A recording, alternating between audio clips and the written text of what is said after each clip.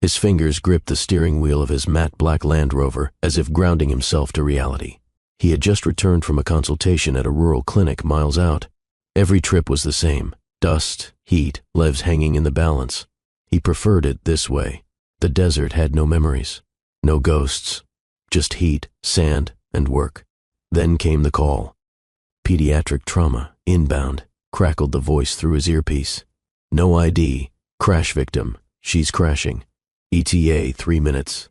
Hello, beautiful family. Welcome back to Love and Twilight, the space where we explore love, healing, and second chances.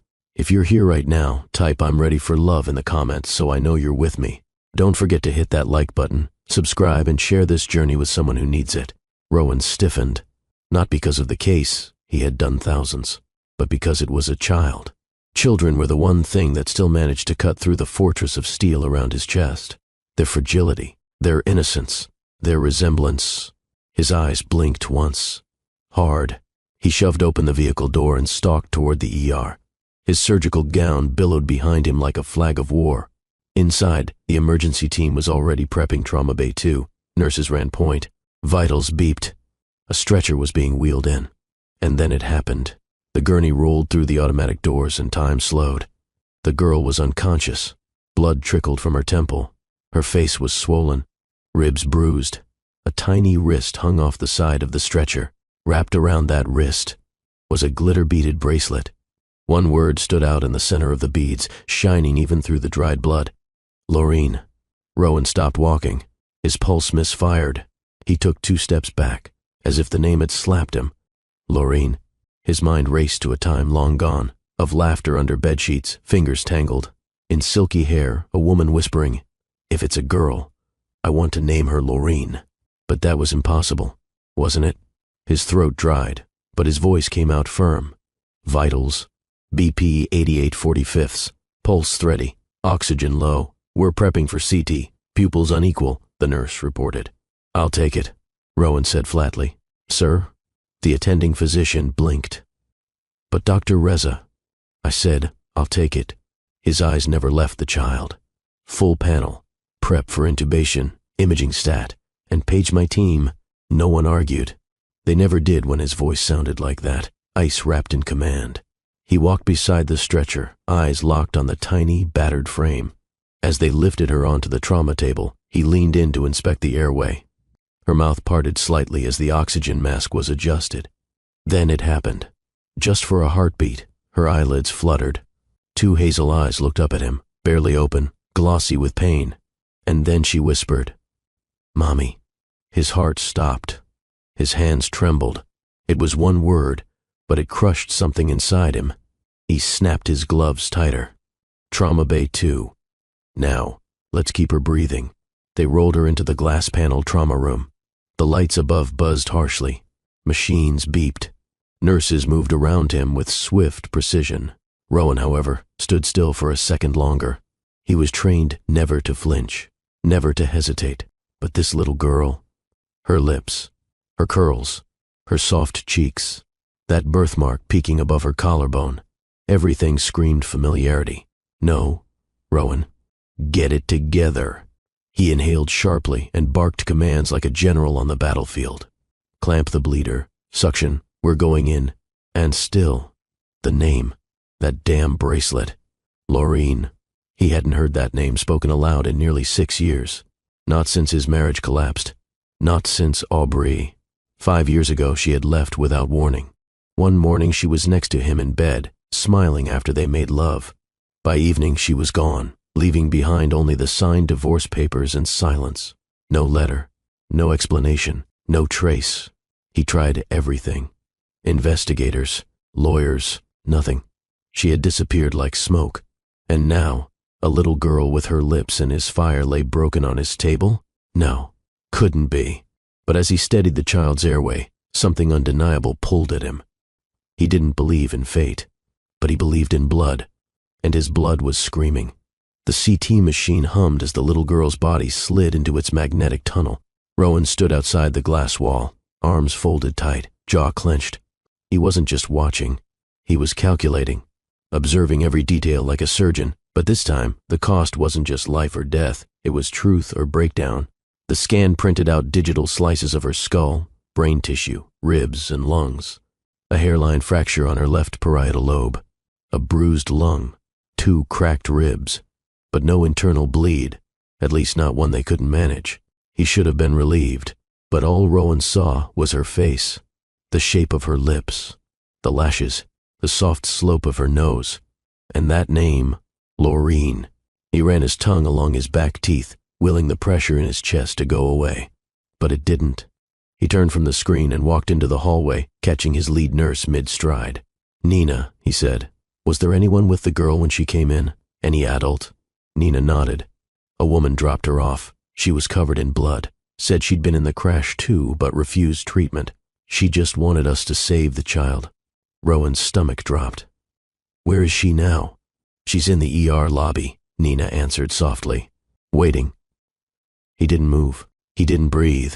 Instead, he walked to the imaging room, stepped inside, and crouched beside Laureen as the team finished reattaching her IV and monitoring equipment. And there it was again, the bracelet. Tiny glittering beads, homemade, strung on elastic. Laureen. He reached for her hand, careful not to wake her. His thumb brushed against the letter L. Images stormed through his mind. Aubrey sitting on the kitchen counter, giggling as she painted beads. "I'm gonna make her the prettiest bracelet ever, and when she's old enough, we'll teach her how to spell her name by it." He'd laughed then. "You act like she's already here." "She is," Aubrey had whispered, placing his hand on her barely there belly.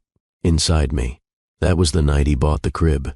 And now, here he was. Laureen existed. She was real. And Aubrey had kept her from him.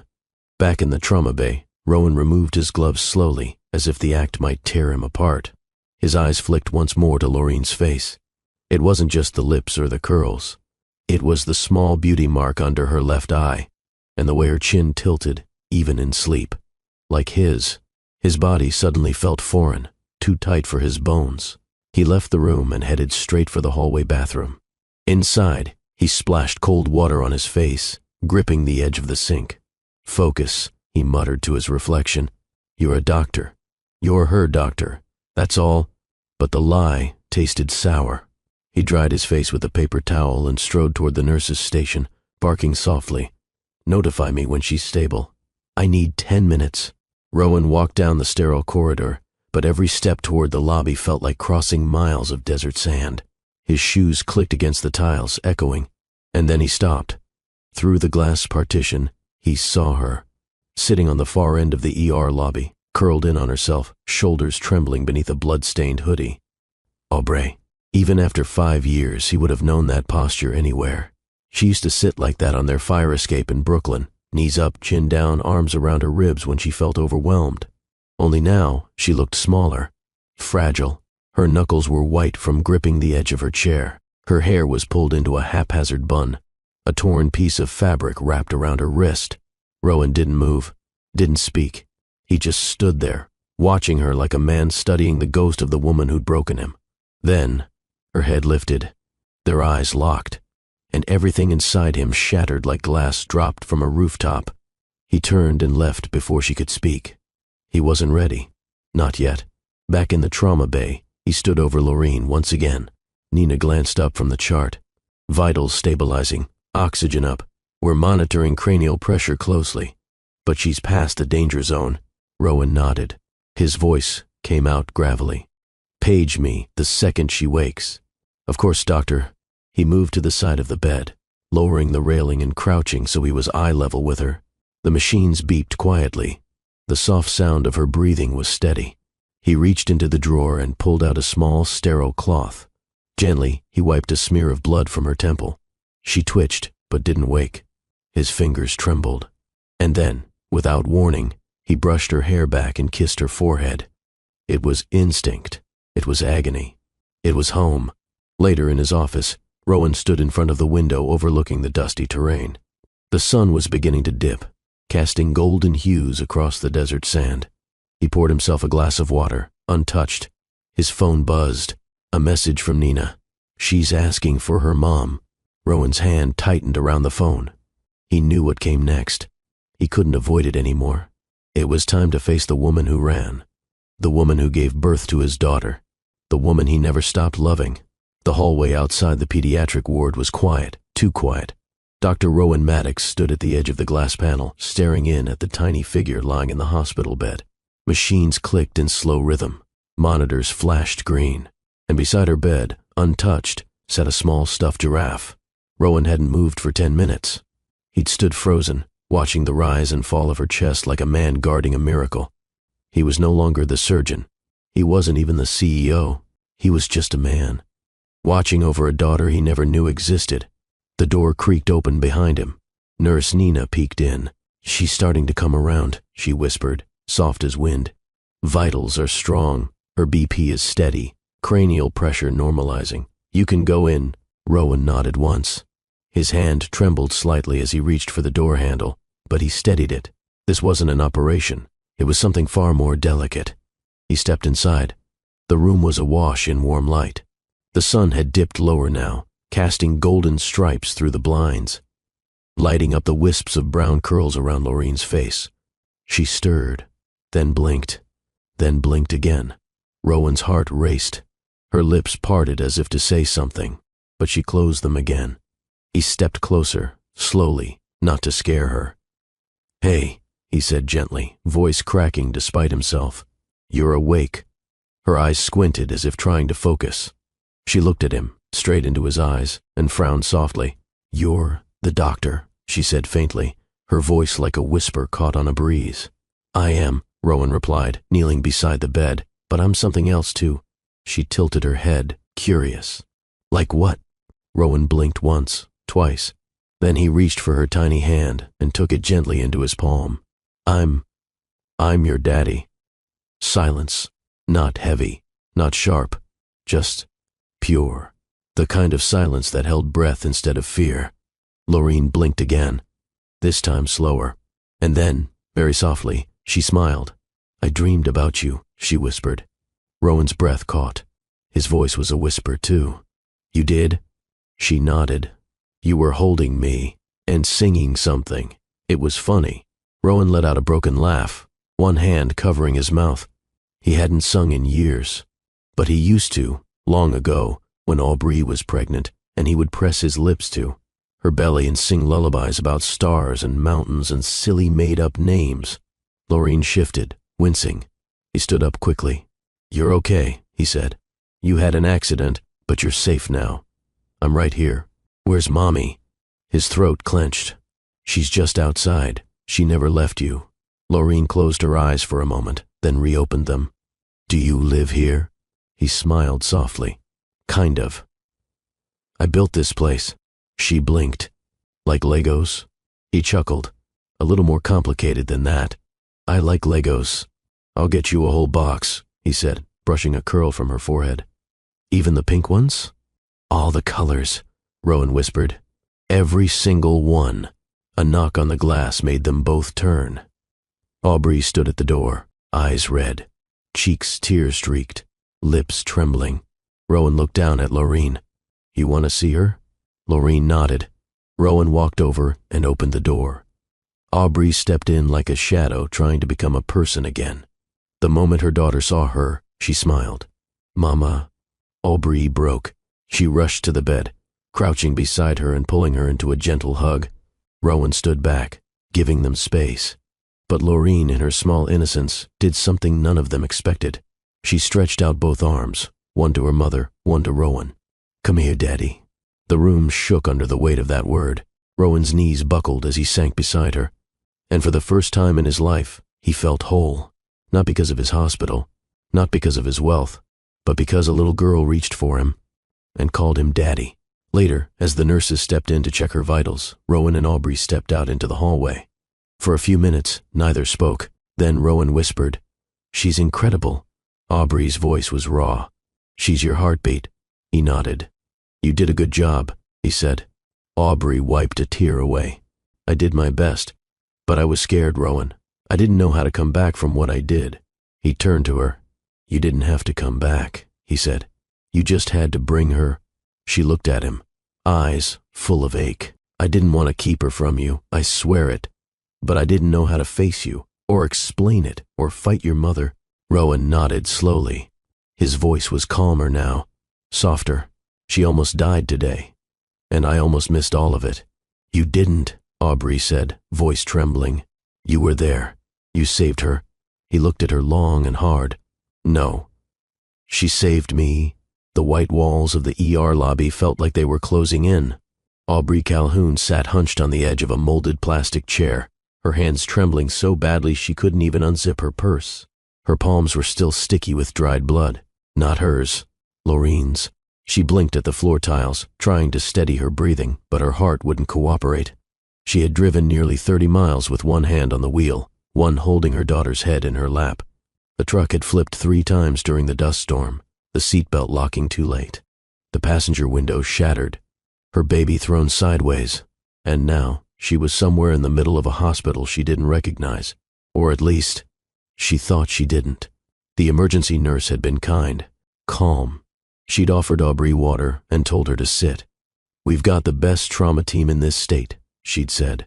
But Aubrey didn't care about the state. She only cared if her baby was still breathing. A quiet sob escaped her throat. She had pressed her lips against Lorraine's forehead during the drive, whispering over and over, "Please stay with me. Please don't close your eyes. Mommy's here. We're almost there. Don't leave me too." A new sound cut through her spiral. Footsteps, not loud, precise, confident. A nurse walked through the security doors and whispered something to the woman at the desk. The receptionist looked up, right at her. "Aubrey Calhoun?" The woman called gently. Aubrey's head jerked up. "Yes?" The nurse stepped forward, her voice delicate. "Your daughter is being treated in the trauma wing. She's in good hands." Aubrey's voice cracked. "Can I see her?" "Not yet. She's in the OR. They're stabilizing her first." Aubrey stood too fast. The blood drained from her face. "Or?" The nurse nodded. "Yes. She has a minor cranial fracture and 2 broken ribs, but she's strong. They're optimistic." Aubrey's knees nearly buckled. She clutched the back of the chair to steady herself. "Who's the lead surgeon?" The nurse checked her tablet. "Dr. Rowan Maddox." Everything stopped. The world. Time. Her heart. Aubrey couldn't hear anything anymore. Not the beeping, not the chatter, not even her own breath. She just stood there, frozen in the middle of the lobby, with her name and his name crashing together like thunderclouds. Rowan? No. That couldn't be. No way. The nurse looked up again. "Are you okay?" Aubrey didn't answer.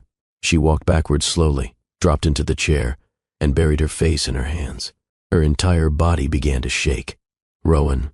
The last time she'd seen him, she was standing at the foot of their bed with a packed duffel and silent tears running down her face. She had signed the divorce papers, left the apartment key on the nightstand, and vanished. She hadn't said goodbye. Not because she wanted to hurt him, but because she was already hurting too much. And his mother had promised she would bury her in lawsuits, take the baby, call her unfit. Rowan hadn't known. He never got the chance to choose. And now he was on the other side of a door, operating on their child. Aubrey's throat tightened. She didn't know what was worse, that Rowan might hate her for vanishing, or that he might recognize Lorraine the moment he saw her. Would he know? Would he see her face, the same tilt of chin, the beauty mark? Would he look into her eyes and feel it? Feel what she had felt every time she tucked Lorraine into bed and kissed her forehead. That she was more than just a child. That she was a memory, a consequence, a gift. Aubrey stood slowly and walked toward the nearest sink near the hallway bathroom. She scrubbed her hands raw. Blood kept swirling down the drain. She stared into the mirror above the sink. Her reflection didn't look familiar. Just a broken woman. Blood on her hoodie. Exhaustion on her skin. Her lips were cracked from heat. Her eyes swollen from crying. She hated mirrors. They never showed the love she carried. Only the guilt. As she walked back to her seat, her eyes drifted toward the glass wall near the trauma wing. Through it, she saw him. Just a flash. A silhouette in scrubs. Tall. Broad-shouldered. Hands gloved. Eyes sharp. Rowan. Her lungs folded inward. Even after all these years, just the shape of him wrecked her. She stumbled back into the chair, gripping the edge as if the ground would fall away. "Why now?" She whispered. "Why him?" But deep inside, she knew the answer. Because fate had waited long enough. Because secrets don't stay buried forever. And because there are some loves the universe refuses to let die quietly. Aubrey sat with her elbows on her knees, hands clasped so tightly her knuckles ached. The smell of antiseptic filled the air, but her mind was elsewhere, nowhere near the ER. It was 5 years ago, in a small Brooklyn apartment, the night Rowan whispered, "I want to build a life inside you." They had just made love, slow, tender, overwhelming. She still remembered the way he stared at her afterward, as if she were the last miracle left in the world. "I'm serious," Rowan had said, pressing his forehead to hers. "I want it all. Marriage, kids, a home. I don't care how crazy this schedule gets. I'll make it work." And he had meant it. But loving Rowan wasn't the problem. Loving his world was. The first sign had come early, his mother, Evelyn Maddox, showing up unannounced. At the apartment, peering at Aubrey like she was an infection to be cured. "You do realize he's not some ordinary man, right?" Evelyn had said, sipping from a crystal glass without asking for permission. "He's a Maddox. Our legacy matters. Our reputation matters." Aubrey had stayed quiet, forcing a polite smile. "Rowan loves me," she had replied. "That's your mistake," Evelyn snapped. "You assumed love would be enough." Rowan never knew how many times Evelyn had come by, how many letters she sent, how many threats she made behind closed doors. Aubrey had shielded him from it. At first, but once she got pregnant, everything changed. Aubrey had found the courage to tell him. Right after his shift, he'd walked through the door exhausted, dropped his bag, and she had taken his hands and whispered, "I'm pregnant." He'd stared at her like she had just handed him the moon, and then he picked her up off the floor, twirled her, and cried into her neck. They'd spent the rest of the night naming her Laureen, after his grandmother. He even bought a crib the next morning, assembling it in a tank top with a screwdriver in his teeth. Aubrey had never felt so loved, so safe, until 2 days later, when Evelyn found out. It wasn't a conversation, it was an assault. "You really think I'll let my son raise a child with someone like you?" Evelyn hissed. "You'll end up dragging him down. And when the board finds out, you'll be the end of his career." Aubrey had tried to reason. "I'm not asking for money or power. I just want peace. I want our baby to grow up loved." Evelyn leaned in. "If you stay, I'll make sure Rowan fights you for custody, and he will win, because I'll fund it. Every court, every lawyer, every lie." Aubrey had waited for Rowan that night. She thought maybe, just maybe, if she told him, he would protect her. But he came home hours late. Tired, distracted, exhausted. "I just need 1 week where I'm not fighting something," he had said, dropping into the couch, rubbing his temples. And just like that, the words died on her tongue. She didn't tell him, because she couldn't risk it. Because what if Evelyn was right? What if he didn't believe her? What if she lost Laureen before she even got to hold her? So Aubrey ran. Left him the next morning. Told him only what he needed to see, the signed divorce papers, the key, and an empty home. In the years that followed, she moved far from the city, changed jobs, gave birth alone, raised Laureen quietly, lovingly. Every night she'd lie beside her daughter and whisper, "Your daddy would have loved you." And every morning she woke up and hated herself for stealing that truth from both of them. Back in the hospital, Aubrey's vision blurred. Tears dripped from her chin onto her hoodie. She buried her face in her hands, inhaling the scent of dried sweat and fear. She didn't know if Rowan had seen her, didn't know if he'd pieced it together yet, but she did know one thing. He was the one operating on their daughter. That alone, after everything, meant something. A nurse approached gently, a clipboard in hand. "Ma'am, I just need a few questions answered for our file." Aubrey nodded, quickly wiping her eyes. "Your daughter's full name?" "Laureen Calhoun." The nurse scribbled. "Father's name?" Aubrey hesitated. Her chest tightened. She bit the inside of her cheek, and finally whispered, "Rowan Maddox." The nurse's pen stopped. "You mean the attending surgeon?" Aubrey's face crumbled. "Yes." The nurse blinked. "Should I tell him?" Aubrey shook her head. "Let him figure it out." Rowan stepped out of the trauma wing, the scent of antiseptic still clinging to his scrubs. He walked in a straight line, fists clenched, every muscle in his body trying to hold back the storm inside. He had held it together through the surgery, through the scans. through the confirmation that the child with the glitter bracelet, Lorene, was undeniably his.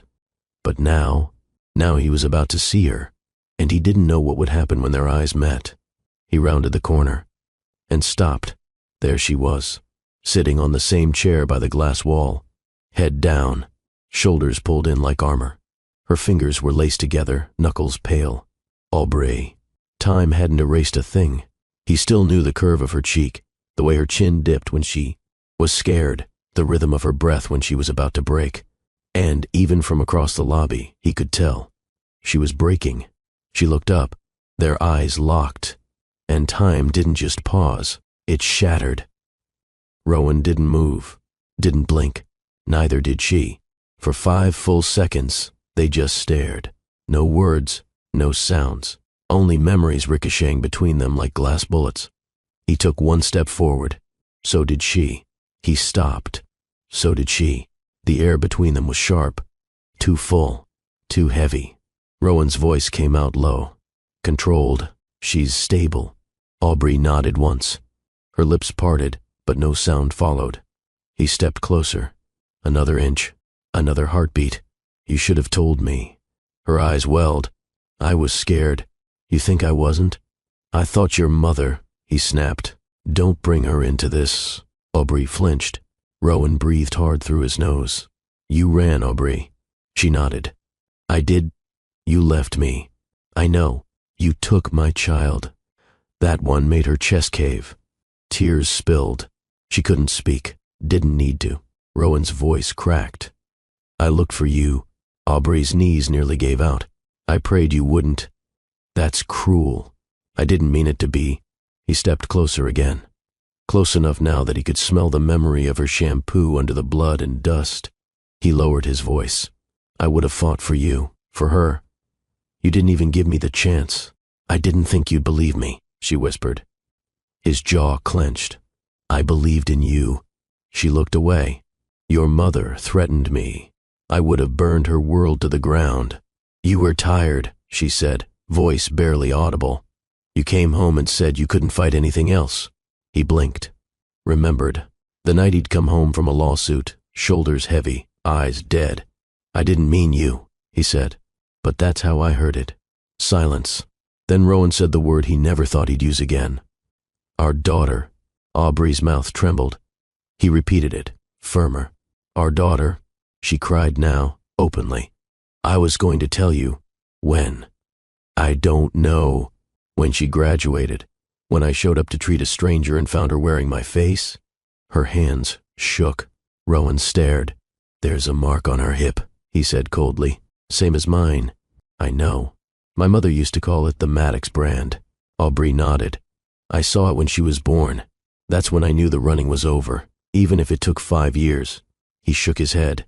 5 years, Aubrey. I never stopped loving you. Rowan froze. His chest tightened. Then he stepped forward again, until there were only inches between them. I hate that I believe you, he whispered. She laughed through her tears. You always believed me. That was the problem. I didn't believe in me. He stared at her, and then, against everything he thought he'd do, he reached out and brushed her cheek. She gasped. His hand was warm, rough, familiar, too familiar. I can't go back, he said.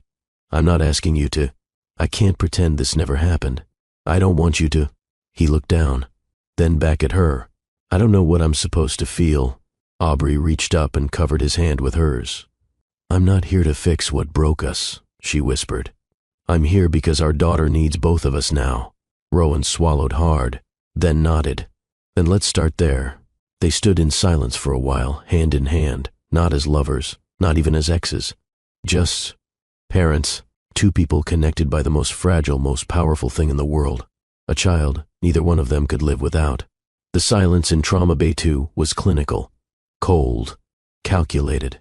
But inside Rowan Maddox's chest, everything was chaos. The lights above him blazed down as he leaned over Lorene's small body. His gloved fingers were steady, precise, decisive. Not a single hand trembled. But his heart was a war zone.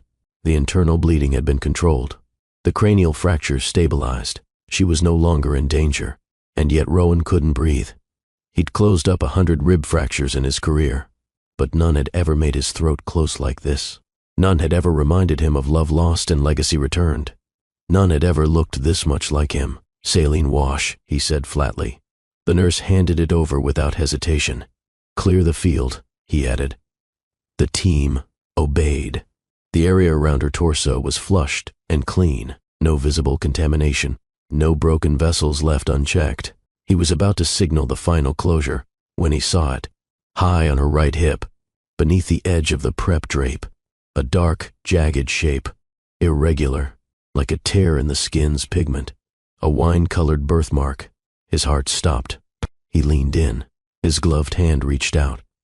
He gently adjusted the surgical gown and stared.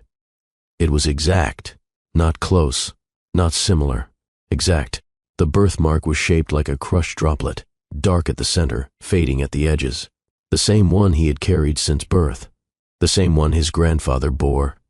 The one passed down only through blood. His mother once said it was how Maddox's men were claimed by God. A mark that couldn't be forged, couldn't be denied. No test was needed. No DNA. This was his daughter. "Doctor?" a nurse asked quietly. Rowan didn't respond. "Dr. Maddox?" He blinked. "Closure now," he said hoarsely. "Absorbable sutures. Let's finish." As they worked, his mind unraveled not with logic, but memory. A night years ago. Aubrey in their bed, her skin bathed in moonlight. She'd trailed her fingers down his hip, touching the mark softly.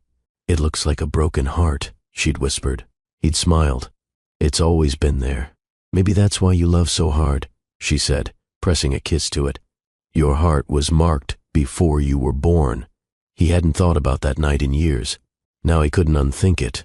The last stitch was in place. The team stepped back. Rowan stared at her face one last time. Same cheekbones, same beauty mark under the left eye, same exact dimple that only appeared when she tried to cry without showing it. He peeled off his gloves slowly, one finger at a time. Then, the gown. Then, the mask. By the time he exited the OR, his composure was barely hanging by a thread. He walked straight to the nearest break room and locked the door behind him. His chest rose and fell like a man drowning in open air. He pressed his hands flat on the countertop and bent over. It wasn't just disbelief. It was heartbreak. It was truth. A child had come into his ER without a name, and now she had taken his life by the throat and whispered, "Mine." She didn't need to ask for permission. She didn't even know what she'd done. She simply existed, and that was enough to turn his world upside down. A knock came at the door. He straightened, wiping his face quickly. "Dr. Maddox?" Nurse Nina called gently. "Yes?" "She's being moved to recovery. Vitals holding. Still asleep. Her mother asked to see you." He paused. "Tell her I'll be out in 5. The door clicked shut again. Rowan exhaled and stared at the wall. No test would speak louder than the mark on her hip. No denial could hold weight against the tremble in his bones. He had a daughter, and she had almost died. Without ever knowing he existed. He opened the door 5 minutes later, but he wasn't the same man who'd walked in. He wasn't just a surgeon. He wasn't just a CEO. He was a father, and the fire inside him had changed direction. It no longer raged at Aubrey. It burned for what came next. Rowan stood outside the recovery room, fists buried deep in his coat pockets. Behind the glass panel, Lorene slept with her arms tucked beneath the blanket, her cheek resting against the hospital pillow like a child who had never been touched by pain. But he knew better. He had seen the bruises, the fractures, the blood, and now, after seeing the mark on her hip, he had seen something else, himself. She didn't know it yet. Didn't know that the man monitoring her oxygen, reviewing her chart, adjusting her fluids, wasn't just her doctor. He was her father, her protector, the man whose heart she carried without ever asking for it. His jaw tightened. So much time had been lost. 5 birthdays, 5 missed first steps, 5 years of daddy? Never answered. And for what? Fear? Control? Family politics? He didn't care what the reason was anymore, because no reason could erase what was stolen from him. The door behind him opened. He didn't need to turn. He felt her presence the way people feel lightning right before it strikes. Aubrey. She walked slowly, careful not to disturb the silence. But her voice, when it came, was barely a whisper. She's always slept like that, curled up like a little kitten. Rowan didn't answer, didn't even blink. His eyes stayed on the child inside the room. Aubrey stepped beside him. They stood shoulder to shoulder, the air between them too fragile for small talk. He finally spoke. "I saw the birthmark." She nodded. "I knew you would." He turned to her, and this time, when he spoke, his voice wasn't angry. It was tired, like a man who had walked through a storm and wasn't sure what to rebuild first. "You lied to me. I was scared. I would have protected you. I know that now, but you didn't trust me then." Aubrey swallowed hard. "I trusted you," she said. "I didn't trust your world." Rowan turned back to the glass. "You know what hurts the most?" She waited. He kept his eyes on Laureen. "That she's been walking around on this earth, mine, and I didn't even know what her laugh sounded like." Aubrey's throat tightened. "She laughs like you, sharp and short when she's mad, big and messy when she's happy. And when she cries?" Aubrey blinked rapidly. "Like me." Rowan closed his eyes. For a moment, neither of them spoke. Then Rowan stepped back, leaning against the hallway wall. His shoulders sagged. "All these years, I thought you just stopped loving me. I didn't. You signed the papers. You disappeared. I didn't know what else to do. Your mother made it clear. Stop using her," he snapped. She froze. "She threatened me." "I believe you," he said, quieter now. "But you didn't give me a chance to choose." Aubrey's lips trembled. "I didn't want to lose her. You never gave me the chance to win her." A long silence stretched between them. Then Rowan asked the one question that had haunted him since he laid eyes on that bracelet. "Did she ever ask about me?" Aubrey looked down at her hands. "Yes, every year on her birthday, every time a friend at school talked about their dads, she'd ask why she didn't have one." "And what did you say?" "I told her he was the kind of man who saves lives." Rowan blinked. Aubrey kept going. "I told her he was brilliant and strong, and that one day, maybe, if the stars aligned, she'd meet him." Rowan exhaled slowly, his voice breaking. She shouldn't have needed stars. Aubrey reached into her coat pocket and pulled something out. A folded piece of paper, crinkled at the corners. She handed it to him. "She drew this last month, said it was her dream family." Rowan opened the paper with cautious fingers. 3 stick figures. A tall man with glasses, a woman with long curls, and a little girl between them with a glitter bracelet drawn in purple crayon. Above them were the words, "Mommy me, my hero dad." Rowan stared at it like it was a medical chart with no diagnosis. "I kept it in my purse," Aubrey whispered. "I don't know why." He cleared his throat, but the lump wouldn't move. He folded the drawing carefully, as if it might shatter, and slipped it into his coat. After a long pause, he spoke again. "I don't know if I can forgive you yet. I'm not asking you to. I don't know if I can ever love you the same. I'm not the same." He looked at her. For the first time, really looked, and saw it. She wasn't the girl who ran. She was a mother who bled for her child, a woman who had lived in survival mode for 5 years, someone who had loved him terribly, tragically, but never stopped. "She's waking up soon," he said finally. Aubrey nodded. Rowan turned to go, but paused. His voice softened. "When she asks who I am, what do I say?" Aubrey didn't hesitate. "Tell her the truth." He nodded once, and walked down the hall, this time not as a stranger, but as Laureen's father. The recovery room smelled like cotton and antiseptic, but the air was warmer now. Laureen lay in bed, curled beneath a pale blue blanket, her tiny chest rising in soft rhythm. The machines had quieted, their beeping gentle and unthreatening. Rowan stood at the door, one hand gripping the frame like he needed permission to enter a world that had been denied him for 5 years. Aubrey stood to the side, silent, eyes on him. He took a breath and stepped inside. He moved to the edge of the bed and pulled up the chair. Sat, not as a doctor, not as the man she'd never met, but as her father. Laureen stirred. Her lashes fluttered, her lips parted. "Mommy." Rowan's throat tightened. "She's right here, baby. I'm here too."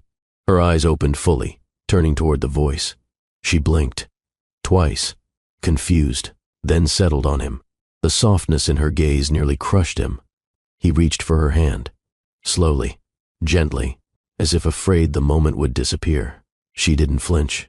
Instead, her fingers wrapped around his. "Are you the doctor who helped me?" He nodded. "Yes." Her eyes stayed on him. "You sound like someone I heard in my dream." He smiled faintly. "I was probably in it." She tilted her head. "Were you the one who stayed the whole time?" "I never left," he whispered. She paused. "Are you my daddy?" Rowan froze. The air caught. Aubrey covered her mouth to keep from crying out. He swallowed, blinked, nodded. "Yes, I'm your daddy." Laureen didn't cry, didn't panic. She just smiled. "I knew it." He blinked again. "You did?" She nodded proudly. "I prayed for you." Rowan leaned closer, forehead nearly touching hers. "You're the bravest little girl I've ever seen. I'm just happy you came." "I should have come sooner," he said, his voice cracking. "You're here now." He kissed her forehead. She closed her eyes again, her fingers still clutching his. Rowan stayed like that for a long time, watching her, memorizing the slope of her nose, the rise of her cheek, the way her mouth puckered slightly when she was trying to stay awake. She was his, fully, completely, and no one could take that from him again. A nurse walked in with a clipboard. Rowan turned. "She's resting well," the nurse said, smiling gently. "She can start soft food later today." "Thank you," he replied. "She's lucky to have you." Rowan looked down at the sleeping child. "No," he said. "I'm the lucky one." Outside the room, Aubrey leaned against the wall. She had seen everything, Laureen's smile, Rowan's tears, the silence, between their words that said more than any language ever could. When Rowan stepped out of the room, his face was different. No longer just angry or wounded. Now he looked whole. "You heard her?" he asked. Aubrey nodded. "Every word. She knew me, Aubrey." Somehow she knew. "She's always known," she whispered. "I think children just do." He ran a hand down his face, then looked at her. "I'm not asking for anything from you," she said softly. "Not now. Not yet. I want to be in her life. You already are." He hesitated. "I want more than a hospital room." She exhaled. "We'll figure it out." "I don't want visits or appointments," he said, voice low. "I want mornings. I want pancakes. I want her jumping on my bed on Sundays." "You think you're ready for that?" she asked. Rowan didn't blink. "I've never been more sure of anything." Aubrey studied him for a long time. Then, finally, she stepped forward and hugged him, not out of romance, but out of relief, grief, and something still unnamed. "I don't know what we are," she murmured. He rested his chin lightly on her head. "I don't either, but we're her parents. That's enough for now." In the room, Laureen rolled over and reached toward the empty space beside her pillow. Rowan moved back inside and slipped his hand beneath hers. She sighed in her sleep, curling around his fingers. Aubrey stood in the doorway, watching silently, and for the first time since the dust storm, since the accident, since the divorce, they were a family. The hospital lobby was quiet, dimmed by the late hour. Only the faint hum of vending machines and the distant squeak of nurse shoes broke the silence. Most of the visitors had gone home. Only a few scattered souls remained, reading, sleeping, or pacing with anxiety. But Rowan wasn't pacing. He was waiting. And Aubrey was walking straight toward him. They hadn't spoken since Laureen drifted back to sleep. They'd held hands through the silence. They'd sat side by side in recovery without a word. But now, beneath the still fluorescent lights of the lobby, they were alone, and there was nothing left to hide behind. Rowan stood, arms crossed, jaw tight. Aubrey stopped a few feet away. Neither of them said a word, until Rowan did. "You stole 5 years from me." Aubrey didn't flinch. "I know. You didn't just leave me, Aubrey. You erased me." Her voice trembled. "I didn't mean to. Didn't mean to." He stepped forward. "You vanished, signed papers, disconnected your number. You made sure I'd never find you. I didn't know what else to do. You could have trusted me." She took a breath. "I didn't trust me." That stopped him. Just for a beat. "Then, you don't get to say that." "I just did. You don't get to play victim now." "I'm not." "Then what are you doing here, Aubrey? Why show up now? Why not stay hidden forever?" "Because she was bleeding in my arms, Rowan. I had no choice. And now that I know the truth," she met his eyes. You get to hate me." He stared at her for a long, cold moment. "No," he said finally. "Hate would be easier." She lowered her gaze. "You think I didn't cry after every birthday?" she said softly. "You think I didn't keep a candle and a cupcake for every year you missed?" He didn't move. She took a step closer. "You think I didn't show her your photo? That I didn't whisper your name into her ear while she slept?" He clenched his fists. "That doesn't make it right." "I know, but you still did it." "I know that too." He turned away, running a hand through his hair. "This doesn't go away with a few tears and a hug. I'm not trying to wash it away. You broke something in me." "I know," she said again, "and I carry that every day." A silence fell over them again, not empty, not peaceful, but full, charged, like standing in the aftermath of an explosion where everything still smoked. Then Rowan turned back. "But you also gave me her." Aubrey looked up. "She's the best part of me," she whispered. "She's the best part of both of us." His voice softened, finally, but I missed it. Her first words, her first steps. A tear slipped down her cheek. Her first scar, her first fever, her first fall off the swing. They both winced. "I should have been there," he said. "You should have." Rowan stepped closer. His voice was low. "I would have stayed up with her, rocked her at 2 a.m., held her hand at the doctor's office. I would have sung lullabies even off-key. I believe you. I would have protected her. You still can." He looked her in the eye. "I want to." Aubrey held his gaze, unsure if he meant just Lorene, or her too. He continued, "I'm not asking to move into your world. I'm asking to be in hers." She nodded. "You already are." He exhaled. "Then let's make it real." She blinked. "What does that mean?" "I want shared custody." Her eyes widened. Rowan added, "No court, no lawyers, just us, together, working it out." She studied him. "You think we can do that?" "I think we owe it to her to try." Aubrey looked down, her voice nearly breaking. "She loves you already." He nodded. "I feel it." "And you?" "I'm already in too deep." For a moment, the wall between them didn't just crack, it dissolved. She reached for his hand, unsure if he'd take it. He did. Their fingers laced, and it felt familiar, like they never stopped. "She deserves the truth," he said. "She deserves everything," she replied. "And what about us?" Aubrey hesitated. "Then let's not rush that." He nodded slowly. "Fair enough." But he didn't let go of her hand, and she didn't pull away. They didn't go far, just outside the hospital, near the covered walkway. The desert night air was cooler now, but still dry. Rowan leaned against the stone column, arms crossed. Aubrey sat on the low concrete bench, elbows on her knees, staring down at her hands. The floodlights above cast long shadows between them.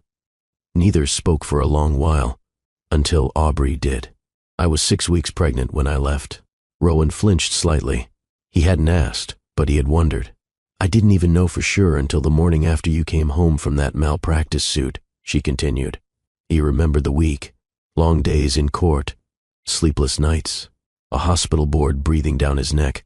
"I didn't want to pile it on," she whispered. "You were already drowning." Rowan turned to her, his voice clipped. "You think I wouldn't have wanted that news? That it would have crushed me instead of saving me?" She looked up, pain evident. "I didn't know how to say it." "Just say it," he snapped. "That you didn't believe in me. I didn't believe in us anymore." Her voice cracked. "I didn't believe we could survive what was coming." She stood now, eyes burning. "Your mother didn't threaten me with just court. She threatened to say I was unstable, that I was chasing your name for money, that she'd spin it so that I'd look like I faked the pregnancy." Rowan's jaw tightened. "And you didn't think I'd defend you?" "You were barely surviving your own battles, Rowan. I saw it on your face every day. You couldn't sleep, you didn't eat, and you came home empty. I would have shown up for you. You didn't even notice I was falling apart." That silenced him. Her breathing was sharp. Her voice softened, but not by much. "You were so good at holding the world together, I didn't know how to tell you I was cracking. That every time your mother visited, she chipped away at me. That I cried in the shower so you wouldn't hear." Rowan didn't move. She looked at him, voice trembling. "I stopped feeling like your wife. I felt like a shadow in your house. A liability. He stepped forward, slowly. You were never a liability. Then why did she make me feel like one? Because she's a manipulator. Aubrey nodded, wiping a tear. And I believed her. Rowan reached up, pinched the bridge of his nose. You should have told me. You should have seen me. That stopped him cold. They stared at each other, not with anger, not with blame, with grief. Grief for a marriage that suffocated under pressure. Grief for a daughter they should have raised together. Grief for what they both let slip through their fingers. Rowan finally spoke. I kept thinking, maybe you ran because I wasn't enough. Aubrey's eyes widened. You thought that? He nodded. You left without a word, without even a fight. That messes with a man. She stepped closer. I didn't leave because you weren't enough. I left because I didn't think I was allowed to be. Rowan turned toward her fully now. They stood face to face under the yellow light. Aubrey exhaled. I didn't just carry your child. I carried your pressure, your schedule, your silence. I carried your mother's threats and my own shame. I never wanted you to carry all of that, but I did. She stepped closer. And still, I loved you. Rowan's eyes glistened. You should have stayed, he whispered. You should have fought harder. The words landed between them like truth-tipped arrows. Painful, honest, and finally spoken. They stood frozen. Then Rowan reached for her hand again, this time not as a demand, but as a question. She didn't hesitate. Her fingers slid between his, and he held on. We can't undo it, she said. I don't want to, but we can't pretend it didn't break us. I don't want to pretend, he replied. I want to rebuild. With what? With her? They both looked toward the hospital's sliding doors, toward the room where Lorene slept. You think she'll forgive me? Aubrey asked softly. Rowan's voice didn't waver. She already has. And you? He paused, then met her gaze. I'm trying. The desert wind whistled faintly as they walked side by side back toward the hospital. No words passed between them for a while. There wasn't anything left to scream, or deny, or cover up. Everything had already been spilled. What remained now was choice and courage. Rowan stopped beneath the overhang near the entrance, facing the automatic doors. His gaze lingered on the reflection of himself and Aubrey in the glass. Not husband and wife, not enemies, just two people holding a truth that had finally seen daylight. You know, she asked me today what time it was, Aubrey said suddenly. Rowan turned to her. She was half-conscious, still groggy, but she whispered, Is it morning yet? He tilted his head slightly. Why? She says her dreams only come true when the sun rises. Rowan's throat tightened. She told me she dreams of a family, Aubrey added. A real one. Not in drawings, but in breakfast, in school pickups, in bedtime stories, in being known. He leaned against the wall, quiet for a moment. She'll have it, he said. You're sure? I can't fix the past. But I can be her father now. Aubrey's voice dropped. She's never called anyone that before. Rowan's jaw worked. She said it, like it belonged to me. She's waited for you longer than she knows how to say. He looked down at his hands. I waited too. The sliding doors opened briefly for a nurse pushing a cart. Neither of them moved. Rowan turned toward her again. I'm going to be in her life, Aubrey. Not just as a visitor, as her parent. You already are. No, officially, permanently. Aubrey nodded slowly. I'm ready for that. No lawyers? He asked gently. No lawyers. No bitterness? She hesitated. Then, only boundaries. Rowan nodded. Good, that's fair. A pause. Then she looked at him. What about us? He met her eyes. I still love you, he said honestly. But I don't trust the version of us that broke. Aubrey didn't react with surprise. Just acceptance. That version didn't know how to fight together, she said. We let everything else win. I want us to be strong enough to lose sometimes, he said. And still stay. I'm not asking for your heart, Rowan, she replied. Just your presence. For her, you'll have it. Every morning, every mile, every mess. Her lips trembled. That's all I ever wanted.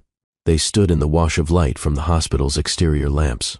The silence was no longer heavy. It was mutual, shared, steady. Rowan's voice came softer now. Do you remember the night you told me her name? Aubrey smiled faintly. I had just eaten a whole jar of olives and cried because the baby kicked when I sneezed. He laughed quietly. And you said, her name is Laureen. End of discussion. I was bossy. You were certain I needed one thing in my life to be exactly what I wanted. And she is... Aubrey nodded. She always will be. Rowan extended his hand. Then let's raise her the way we couldn't raise each other. She took it, held it tightly, and neither of them let go. Back inside, they walked the corridor to the recovery wing. Laureen stirred in bed when she heard the door click open. Her voice was small, sleepy. Mommy. Aubrey stepped forward. We're here, baby. Laureen's eyes blinked open. She looked past her mother. Her voice brightened. Daddy. Rowan's knees nearly gave out. Hey, sweetheart. She held her arms up instantly. Rowan crossed the room and scooped her into his embrace.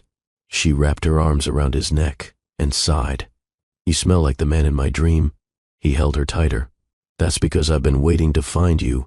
From the doorway, Aubrey watched. Her eyes glossy, her heart full.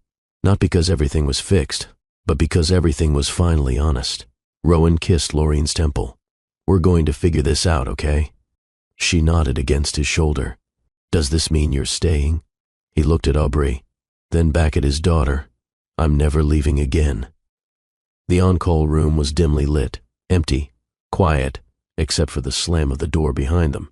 Rowan didn't speak. Neither did Aubrey. She stood with her back against the door, breathing uneven. His chest rose and fell like he'd just run a marathon. It was all there. The 5 years of silence. The years of unsaid things. The love that refused to die, even when everything else had. And now, it was cracking wide open. Rowan reached behind her and twisted the lock. Click. Aubrey's eyes flicked to his. Her lips parted. He didn't ask for permission. He stepped forward, slowly, like a lion deciding whether to devour or devour. His hands went to her waist, and he pressed her gently into the door. Their faces inches apart. Do you know, he whispered, how many nights I've hated myself for still loving you? Her breath hitched. Do you know, she said back, how many nights I begged myself to stop? He leaned in, not to kiss, to feel. His lips brushed her jawline first, then down her throat. She whimpered, and that was all it took. His mouth crashed onto hers like a tidal wave hitting stone. Years of holding back collapsed. Her hands flew to his lab coat, pushing it off his shoulders. He gripped her thighs, lifted her easily, and pinned her to the door. She wrapped her legs around him like muscle memory. There was no awkwardness, only need, only heat, only home. You still wear the same cologne, she whispered, moaning into his neck. You still taste like sin, he growled, sucking her bottom lip. She gasped when he gripped the back of her hair and tilted her head just right. Their mouths found each other again, this time slower, deeper, an apology in every kiss. He carried her to the desk, swept the scattered forms and clipboard aside with one hand, and laid her down like something both sacred and desperate. Their clothes became afterthoughts. She reached for his belt. He tugged down her jeans. Her body arched under him like it had never forgotten the weight of his, and his hand slid between her thighs like it had never left. She was already soaked. He paused, just for a heartbeat, forehead pressed to hers. You sure? He whispered, voice rasped. Yes, say it. I want you. His control broke. His mouth descended, trailing kisses between her thighs. She cried out, hands gripping his hair, her thighs trembling as he tasted her, hungry, reverent, relentless. She writhed beneath him, head falling back. You always knew how to ruin me, she gasped. He looked up from between her legs. No, Aubrey, I'm trying to put you back together.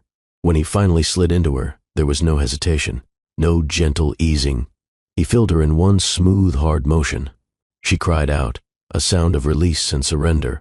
They moved like they were on fire, like they needed this to breathe. Every thrust was a confession, every moan a memory. He leaned down, voice gritted. She's mine. I feel her in your body. She always was, Aubrey gasped, clutching his back. He grunted, driving deeper. Their rhythm grew wilder, urgent. She met him stroke for stroke, clawing at his shoulders. Then, quieter, I never stopped being yours. Rowan froze for a second, buried inside her. Then he kissed her, slow this time, painfully slow, and moved again. But now it was love. The climax hit them almost together, hers first, thighs shaking, nails raking down his spine, his name falling from her lips like prayer. His followed, face buried in her neck, breath strangled, body tensed. They didn't move for a long time, just stayed connected, chest to chest, heart to heart. Minutes later, still tangled in each other, she whispered, "We shouldn't have done that." "We had to," he murmured. "It was never going to stay buried. You'll hate me again tomorrow." He pulled back to look at her. "No, you're sure?" He shook his head slowly. "I'm not sure of anything right now," he said, "except that nothing has ever felt more real than you did. Just now." She exhaled shakily, laid her head against his chest. He held her there, fingers stroking her hair. And in the stillness, he whispered something so quiet it almost disappeared. "Welcome home." The room was quiet now. The heat had settled into something softer, still charged, still intimate. But now, like coals under skin instead of wildfire, Aubrey sat on the edge of the desk, wrapped in the spare white blanket Rowan kept in his locker. Her legs swung gently, toes brushing the tile floor.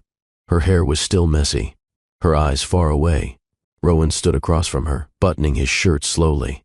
Neither one rushed to speak. They didn't have to. Everything had already been said with hands and breath and gasps. "You always knew how to wreck my balance," she said quietly.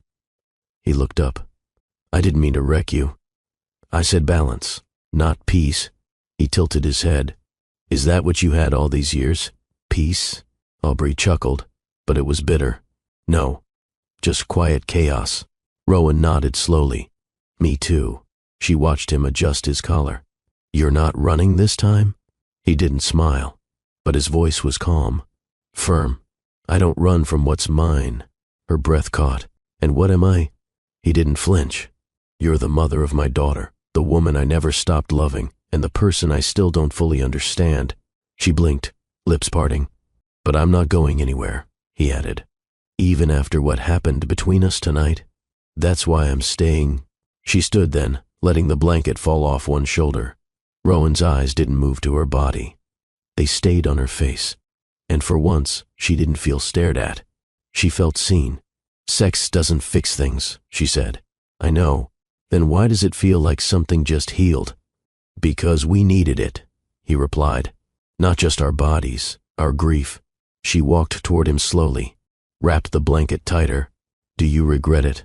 "No, not even a little." He paused.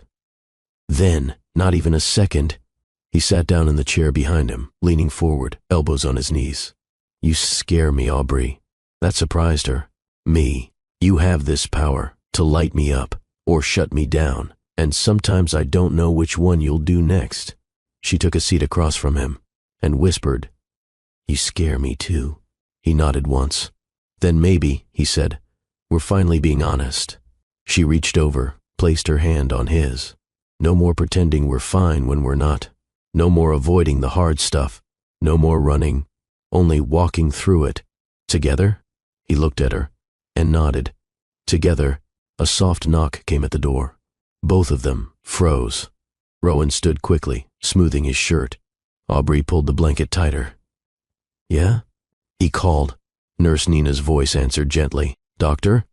"Lorraine's awake. She's asking for you." Rowan opened the door just enough to peek out. "Give me 3 minutes," he said. "Yes, doctor." He closed the door and turned to Aubrey. "You okay?"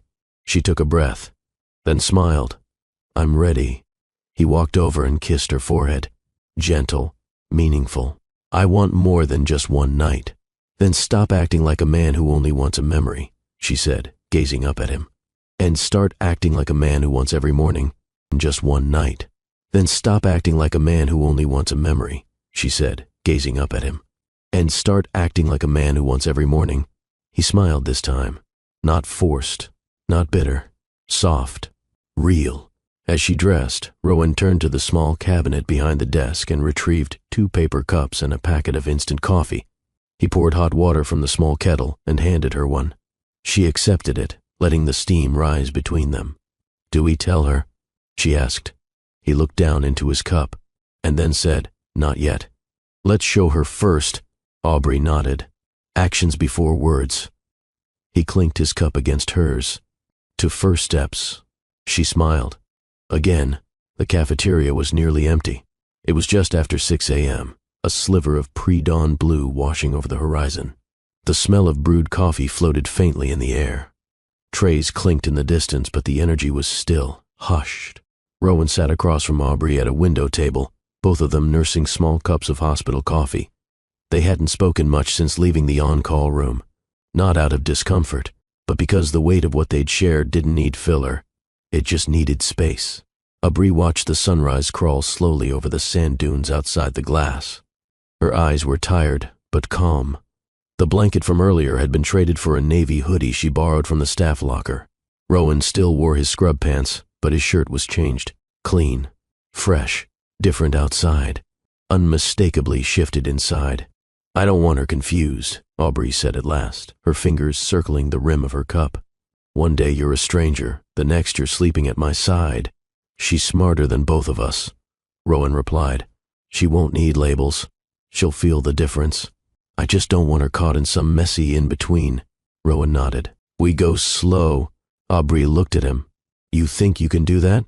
He met her gaze. "I waited 5 years. I can go slow for the right reasons." She smiled faintly. "I'm not asking for perfect." He sipped his coffee. "Good, because I'm still figuring out how to braid hair and pack a lunchbox." That made her laugh, soft, real. "I still forget to cut the crusts off," she said. Rowan smirked. "She'll survive." A moment of silence passed between them. Then Rowan leaned forward slightly. "I want to come with you when she's discharged." Aubrey looked at him, considering. "You want to drive us back?" "I want her to know she doesn't leave this hospital without both of her parents beside her." Her throat tightened. "That means coming into our life." He nodded. "Every morning, every night, even when it's inconvenient." "You're sure?" "No," he said. "Honest. But I want to be." She looked out the window again. Sunlight caught the curve of her cheek, casting golden light over her skin. "You're not who you used to be. Neither are you." "I was selfish," she whispered. "So was I. I left. I shut you out before you did." They looked at each other. No blame, no bitterness, just two people owning their part in the wreckage. "You know what scared me the most?" she asked. He waited. "That if we ever saw each other again, I'd still want you." Rowan's chest rose slowly. "And now, I still do." His fingers curled on the table. "I don't know if I can be what you need," he said, "but I can be what she needs, and maybe someday. That leads me back to you." Her eyes didn't leave his. "Don't come back for me. I'm not. Come back for us." He nodded once. "Always." The PA system echoed faintly through the ceiling speakers. "Pediatric Recovery Wing, check-in requested. Room 206. Aubrey stood. "That's her room." Rowan grabbed his cup, tossed it, and followed. They walked together, shoulder to shoulder, down the long hallway, and just before they turned the corner, she reached out and held his hand. Not tightly, not possessively, just present. Inside room 206, Laureen was sitting up in bed, coloring with her left hand. A small juice box sat beside her tray. Her favorite stuffed giraffe lay across her lap.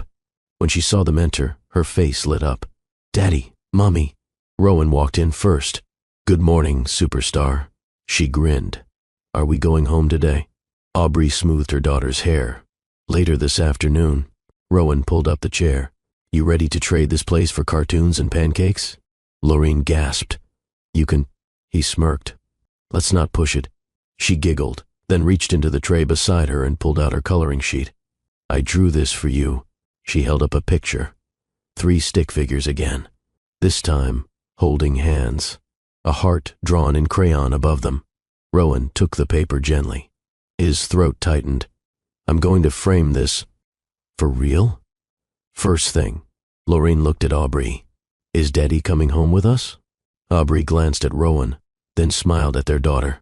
"Yes, baby, he is."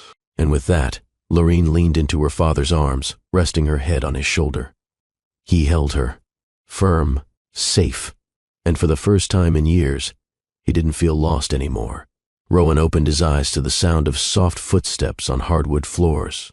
The morning sun filtered through the pale curtains in the guest room of Aubrey's small desert home. It wasn't a mansion. There were no city lights outside, no polished boardroom waiting, just a hallway, a half-open door, and the quiet heartbeat of something he'd never truly had until now. Fatherhood. A small thump, then a whisper. "Daddy?" He turned. Lorraine stood in the doorway in oversized pajamas, her curls sticking up in every direction. She rubbed one eye with the back of her hand and held her stuffed giraffe by the neck with the other. Rowan sat up, instantly awake. "Hey, sleepyhead." She padded over and climbed onto the bed without hesitation. He pulled her into his lap. "I had a weird dream," she mumbled against his chest. "What kind?" "You were flying a helicopter." He chuckled softly. "Well, that explains why I woke up with a headache." She giggled into his shirt. "Are you really staying today?" she asked. "I am. For real, real. For real, real." Lorraine leaned back just enough to look at his face. "Can you help me with cereal?" Rowan blinked. It was such a small request, but it landed heavy. "Yes," he said. "Let's do cereal." He followed her down the narrow hallway, barefoot and smiling, while she gave him a full tour of the house in under 30 seconds. "This is the living room. Mommy says no jumping on the couch, but I still do. This is the kitchen. I can't reach the top cabinet, but I know that's where she hides the cookies. This is the fridge. It's noisy sometimes. Mommy says it's old." Rowan played along, nodding and asking questions like an explorer in foreign territory. But the truth was, this wasn't foreign. This was home. In the kitchen, he poured cereal carefully, triple-checking the milk-to-Cheerios ratio. Lorraine watched him with fascination. "You don't act like a dad." Rowan paused. "No? You act like one of the good cartoon dads." He laughed. "I'll take that as a compliment. You even smell like one. Is that good or bad?" "Good. Like warm shirts and pancakes." He ruffled her curls. "That's the nicest thing anyone's ever said to me." Aubrey appeared in the doorway, still in a robe, eyes sleepy but smiling. "I didn't expect you two up this early." "We're conquering the breakfast frontier," Rowan said. Lorraine added, "He poured the cereal all fancy." Aubrey leaned against the doorframe and watched them for a moment. The light in her eyes said it all. After breakfast, Rowan helped brush Lorraine's teeth, using way too much toothpaste, packed her backpack with only a few rookie mistakes, and tied her shoes, albeit poorly. "She usually loops the laces herself," Aubrey whispered. Rowan whispered back, "I'm not ready to let go of the laces yet." Before they left for the school drop-off, Lorraine ran back into her room and came out holding something. It was the framed drawing Rowan had promised to hang. 3 stick figures, still holding hands, still surrounded by a big, red crayon heart. "I want it to stay in your car," she said. He crouched to her eye level. "You sure?" She nodded. "That way, when you drive alone, you remember us." Rowan's voice cracked. "I'll never forget." On the drive to school, Rowan kept glancing at her in the rearview mirror. She talked the entire way, about a girl in her class who wore glitter socks, a lunchbox that smelled like chicken, and a field trip to a cactus farm next week. He listened to every word like scripture. When they arrived, she kissed his cheek before running off. He sat in the car for a moment, staring through the windshield, and then reached over and touched the drawing on the passenger seat. Back at the house, he walked into the kitchen. Aubrey stood at the counter, pouring a second cup of coffee. "First drop-off?" "Yeah, you did well. I almost drove back for one more hug." Aubrey smiled. "You'll do that a lot." He leaned against the counter. "You think I'm rushing this?" "No," she said. "I think you're ready for it. Doesn't mean it won't scare you." He nodded slowly. "It does. But it also feels like the only thing I've been sure of in a long time." She turned toward him, coffee in hand. "Are you staying for dinner?" He raised a brow. "That a request?"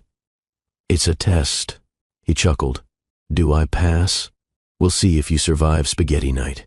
And for the first time, Rowan didn't feel like he was visiting someone else's life. He felt like he was starting his own. The Maddox Desert Medical Center looked different to Rowan that day. Same gleaming glass walls, same high ceilings, same spotless floors.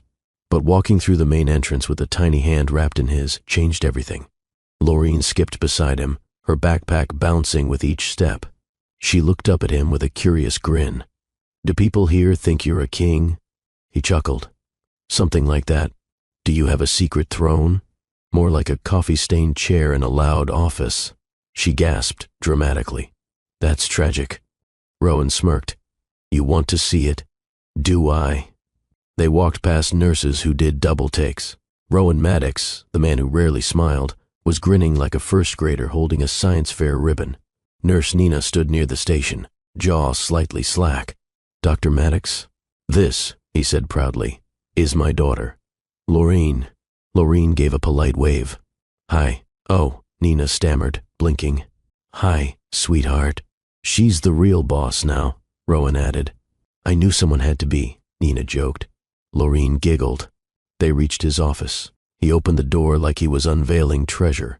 Inside, neat desk, file cabinets, a small cactus plant, a framed photo of the hospital's groundbreaking ceremony. "Wow," Lorene whispered, stepping inside. "This is where the magic happens?" Rowan grinned. "More like where the paperwork happens." She wandered around the room, inspecting everything with wide eyes. "Do you do surgeries in here?" "No, but I make big decisions here." "Like what?" "Like, who gets the last donut in the staff lounge?" She gasped. "You're powerful." Rowan sat on the edge of his desk while Lorene spun once in the office chair. He watched her with quiet awe. This was the same room where he'd once stared at empty walls, wondering what he'd done wrong in his marriage. Now, the space felt lighter, lived in, complete. Lorene held up a framed photo. "Who's this lady?" Rowan stood and looked. It was a photo of him and Evelyn Maddox, his mother, at the ribbon-cutting ceremony. He took the frame gently. "That's your grandmother," he said, setting it face down on the shelf. "Do I get to meet her?" Rowan paused. "Maybe one day. But not yet." "Why not?" "Because sometimes grown-ups have to fix things first." Lorene nodded, somehow understanding more than a child should. "Okay." A knock on the door. Dr. Reza peeked in. "Rowan, sorry to interrupt. Your 11 a.m. consult is early." Rowan looked at Lorene, then back at Reza. "She's coming with me," he said. Reza blinked. "You sure?" "I want her to see what I do." 15 minutes later, Lorene sat quietly in the observation room, swinging her legs as Rowan talked to a patient's family in the next suite. The nurse beside her whispered, "Your dad is amazing." Lorene beamed. "I know." She watched him explain treatment options with kindness. Calm, precision. There was no arrogance in his tone, only authority wrapped in compassion. And every few minutes, he glanced over through the window to check if she was okay. She gave him a thumbs up each time. Later, back in his office, she sat on his lap and opened her coloring book. He handed her a pen and said, "Draw me something." "What do you want?" "Surprise me." She began to sketch. Eyes scrunched in concentration, Rowan watched. The lines, the focus, the tongue sticking out the side of her mouth. She looked like Aubrey, but the quiet fire that came from him. After a few minutes, she turned the page around. "I call it Super Surgeon Dad." It was a stick figure with a stethoscope, a giant smile, and a cape. He blinked at it, then picked her up in one swift motion and spun her around the room. She squealed, laughing. He stopped and hugged her close. "You've got no idea what you've done to me, kid." She hugged him back. "I made you a dad." At lunch, he let her eat cookies before her sandwich. At checkout, he let her wear his ID badge. At home, he let her fall asleep watching cartoons in his lap. Later that night, Aubrey peeked into the living room. Rowan was on the couch, Lorene asleep against his chest. He looked up. She wanted to watch something about frogs. "We only made it 10 minutes. Aubrey walked over slowly. "She's never fallen asleep like that with anyone else." Rowan stroked her hair. "I didn't even know I needed this until it happened." Aubrey sat beside him. "You're different. I feel different." "She's changing you." He nodded. "No, she's revealing me." And in that moment, Aubrey placed her head on his shoulder. Not to start again, not to pretend everything was perfect, but just to be near the man who had finally stopped hiding behind who he used to be and stepped into who he was always meant to become. Aubrey stood at the bedroom door, silent. The hallway light cast a gentle glow across the floor, brushing up against the edge of the room like dawn against desert hills. Inside, Rowan sat beside Laureen's bed, humming something low and slow. Not a lullaby. Something ancient, something full of longing. Family, let's pause for a moment and reflect. Love isn't just about the perfect moments. It's about how we rise after the storms, how we choose healing over hurt, and how we find light in the twilight of difficult times. If this message speaks to you, drop a love emoji in the comments and let me know how you've turned pain into strength. Your stories inspire not only me, but this entire community. Don't just listen, participate, because this is a safe space where your voice matters. And if you haven't already, hit that like button, share this with someone who needs encouragement, and subscribe so you don't miss the conversations that keep our hearts connected. Laureen was already asleep, curled beneath her new pink sheets, one arm flung across her teddy bear, the other outstretched like she was reaching for dreams. Rowan gently tucked the edge of the blanket under her arm, then just sat there, still, present. His palm rested over his knee, the other on the mattress beside her, fingers brushing the edge of the pillow she'd claimed as her favorite. Aubrey didn't move, didn't breathe. She'd never seen him like this before, not even in their marriage. Back then he was always moving, rushing, deciding, fixing, repairing, fixing bodies, repairing blood vessels, but never pausing, never just being. Now he wasn't just a man who saved others. He was becoming someone who stayed, and she hadn't realized how much she needed to see that. Not until now.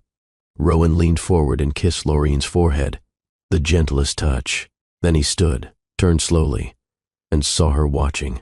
He didn't flinch, didn't break the moment. He just walked toward her with quiet certainty, slipping into the hallway and pulling the bedroom door behind him with a soft click. For a moment, they stood in silence, only the soft hum of the night air conditioner.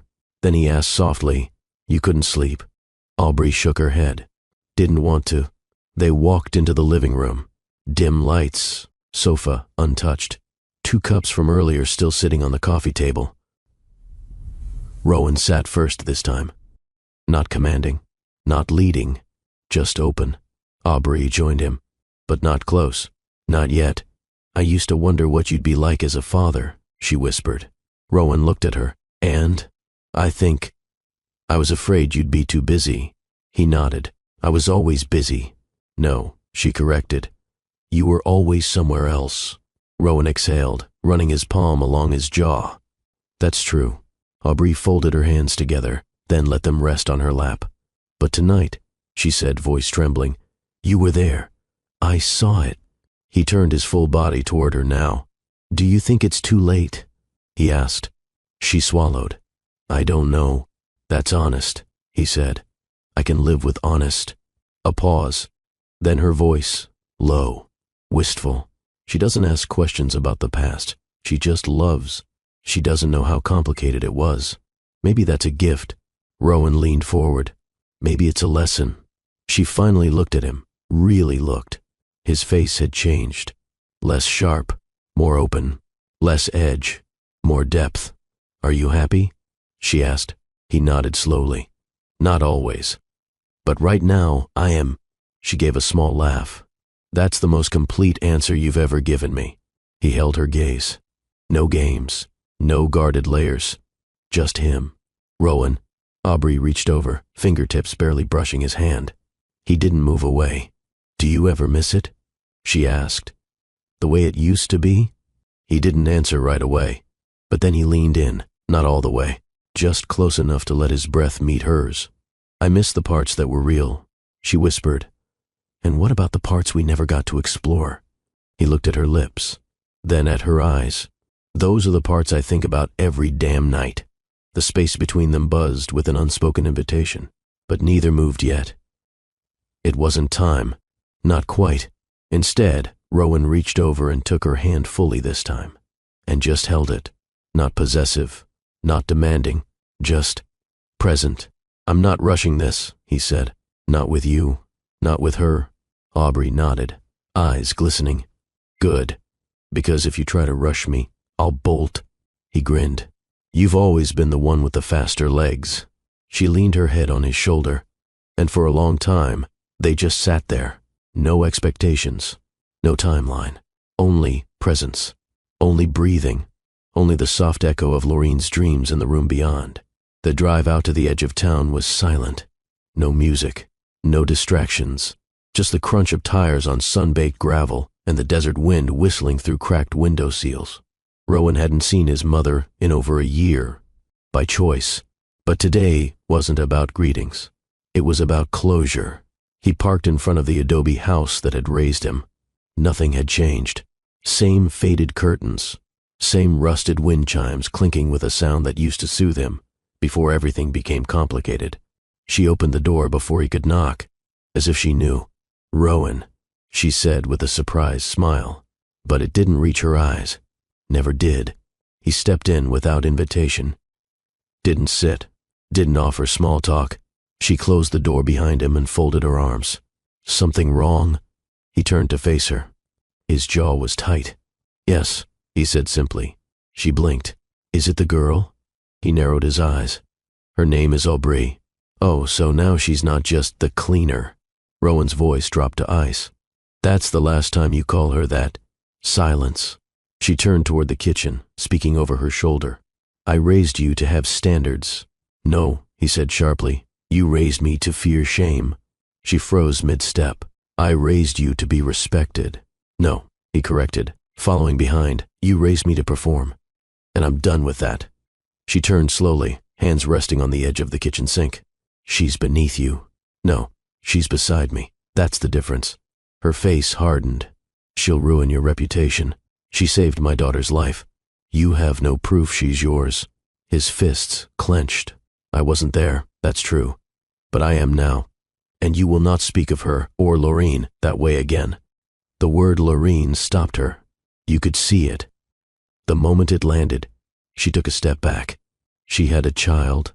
Rowan's silence was answer enough. His mother shook her head slowly. "She trapped you." He laughed then. Dry, bitter. "No, you tried to trap me. With your expectations, with your threats, with your disapproval." She went still. "You knew," he whispered. "Didn't you?" A flicker of guilt. He pressed forward. "You threatened her. Back then, when we were still married. You said things that made her leave. I did what any mother would." "No. You did what you would. You destroyed what I had because it didn't look like your version of love." She didn't deny it. She just shrugged. She wasn't strong enough. "No," he said, stepping closer. "She was strong enough to walk away from you." Silence bloomed between them like a final wedge, a fracture too deep to patch. "I'm not coming back here," Rowan said. His voice didn't shake. His stance didn't waver. "This place, this manipulation, this cold control, it ends today. You'd walk away from your own mother?"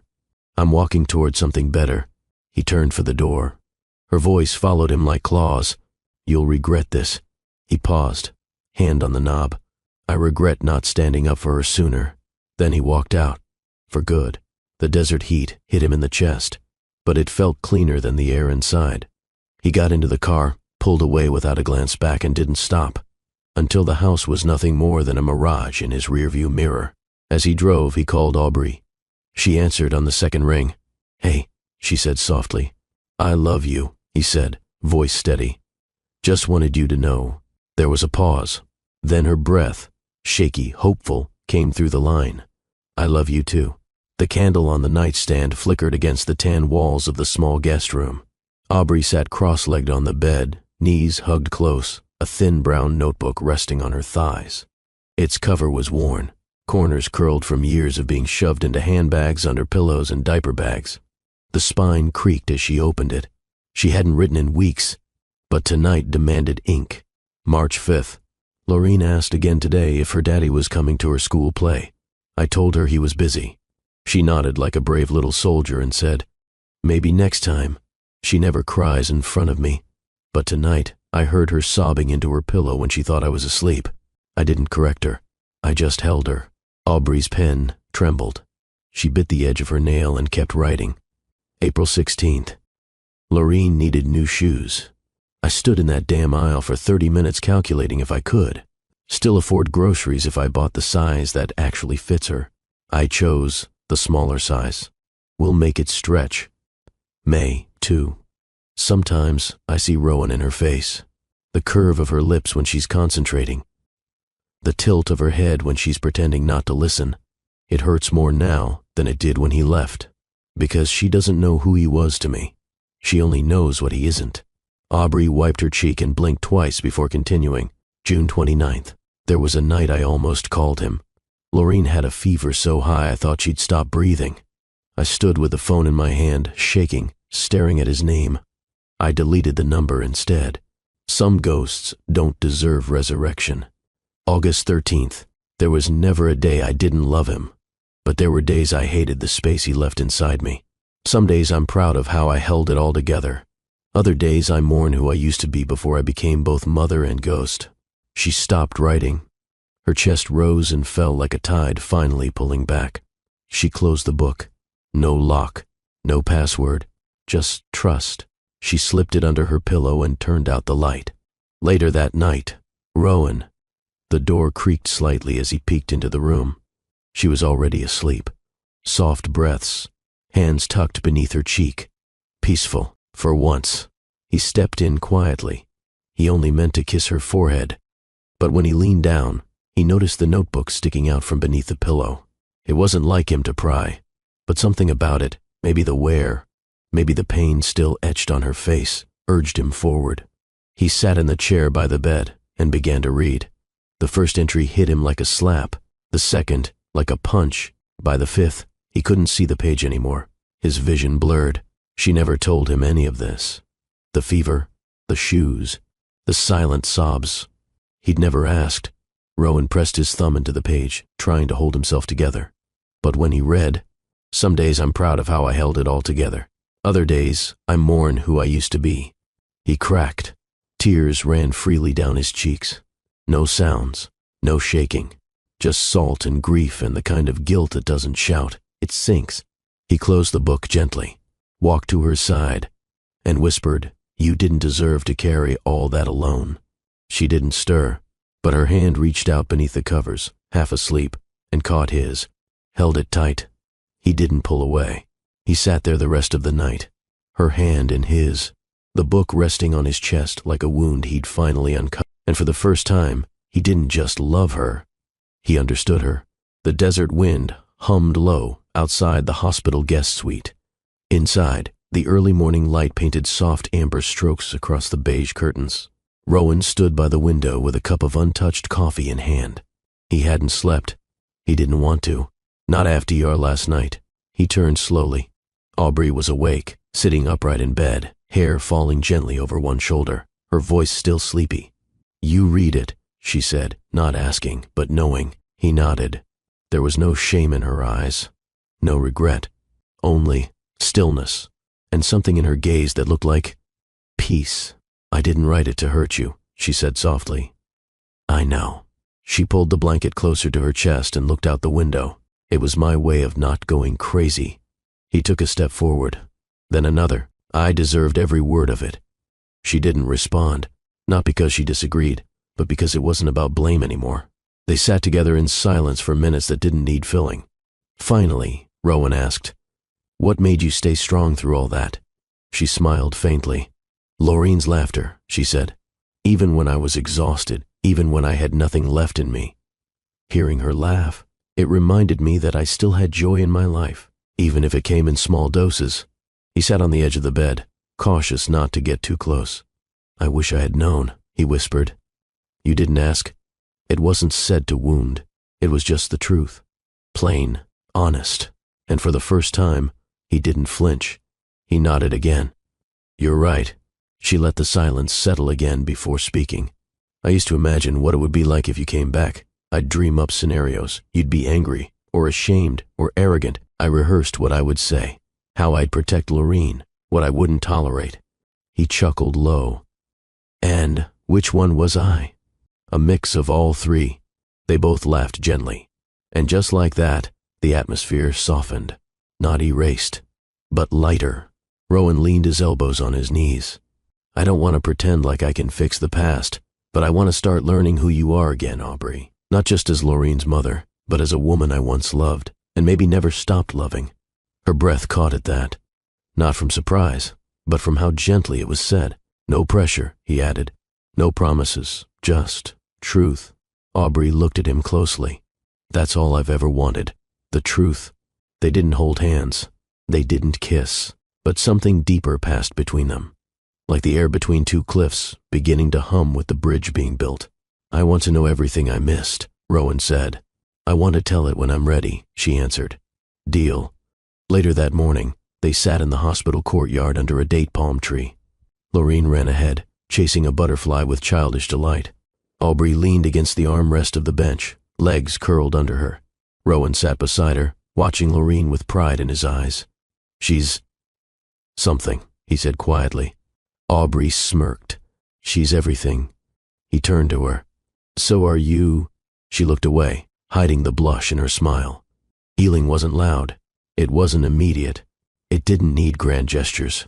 Sometimes healing was just a shared moment in the sun, a gentle laugh, a second chance unfolding, not with fireworks, but with presence. The sun dipped behind the dunes, spilling molten gold across the sky like a farewell kiss. Rowan's private villa, carved into the beige stone and glass like a jewel in the desert, breathed a quiet kind of wealth, not ostentatious, just timeless.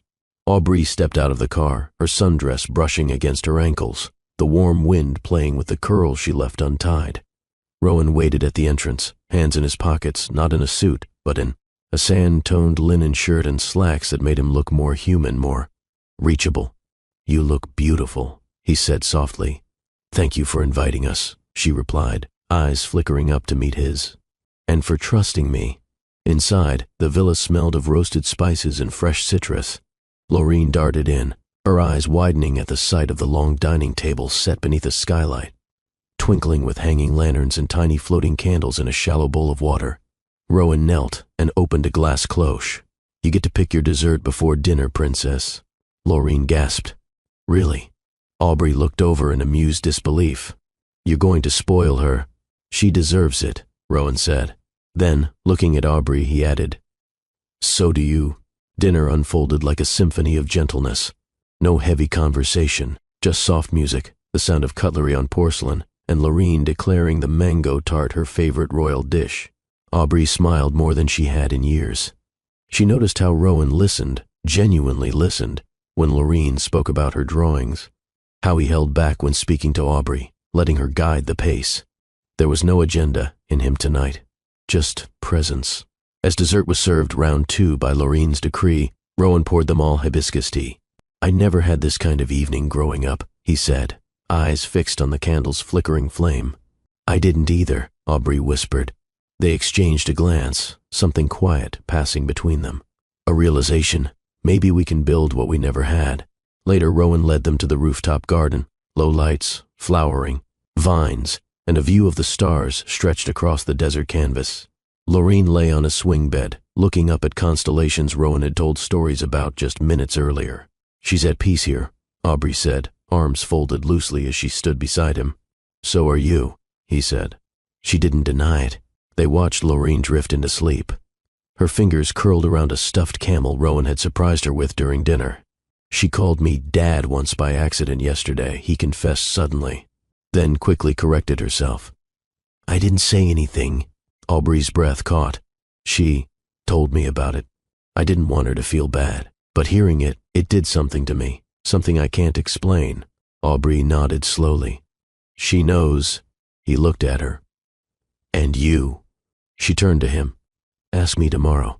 The night wrapped around them like silk, quiet, safe, and undefined. But for the first time, neither of them felt the need to rush what was slowly growing. Not a second chance, not a redemption arc. Just a beginning. Midnight in the desert was nothing like the city. It wasn't empty.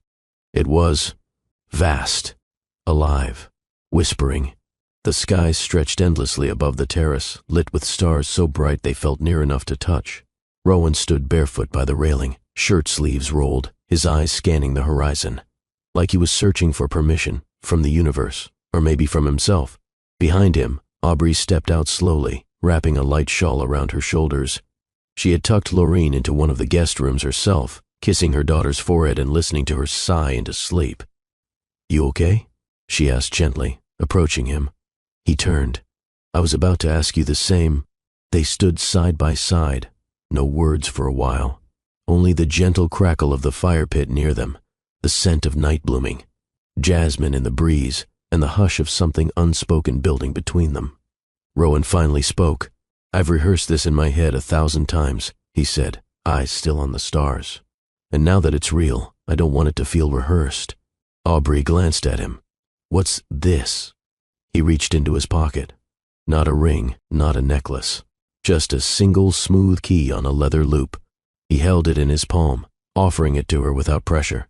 This house has always been too big, too cold, too quiet, he said. And now, with you and Laureen here, it feels alive, like it was waiting for something I didn't even know I was missing. She didn't take the key, not yet. But she didn't look away either. Rowan turned toward her fully. I'm not asking you to promise me anything. I'm not asking for forever. He hesitated. I want you to have the option, a place that's yours too. Yours and Laureen's. Rowan, I know it's fast. I know we're still figuring everything out. But this is my heart, he said, voice low, thick, and I'm offering it to you. No contracts, no terms, just the chance to build something if you wanna. She looked at the key, then back at him, then to the key again. Aubrey stepped closer. Do you know how many nights I dreamed of this? She whispered. And how many mornings I woke up telling myself to forget it. Rowan's jaw clenched, trying to stay steady. And now, she continued, you're offering it not like a demand, but like an invitation. He nodded once. I don't need a ring. I don't need a title. I need consistency, safety, kindness. For me, for Laureen. You'll have all of it. No questions asked. She reached out, not for the key, for his hand, and when her fingers laced through his, it was louder than any yes. I'll think about it, she said, holding his gaze.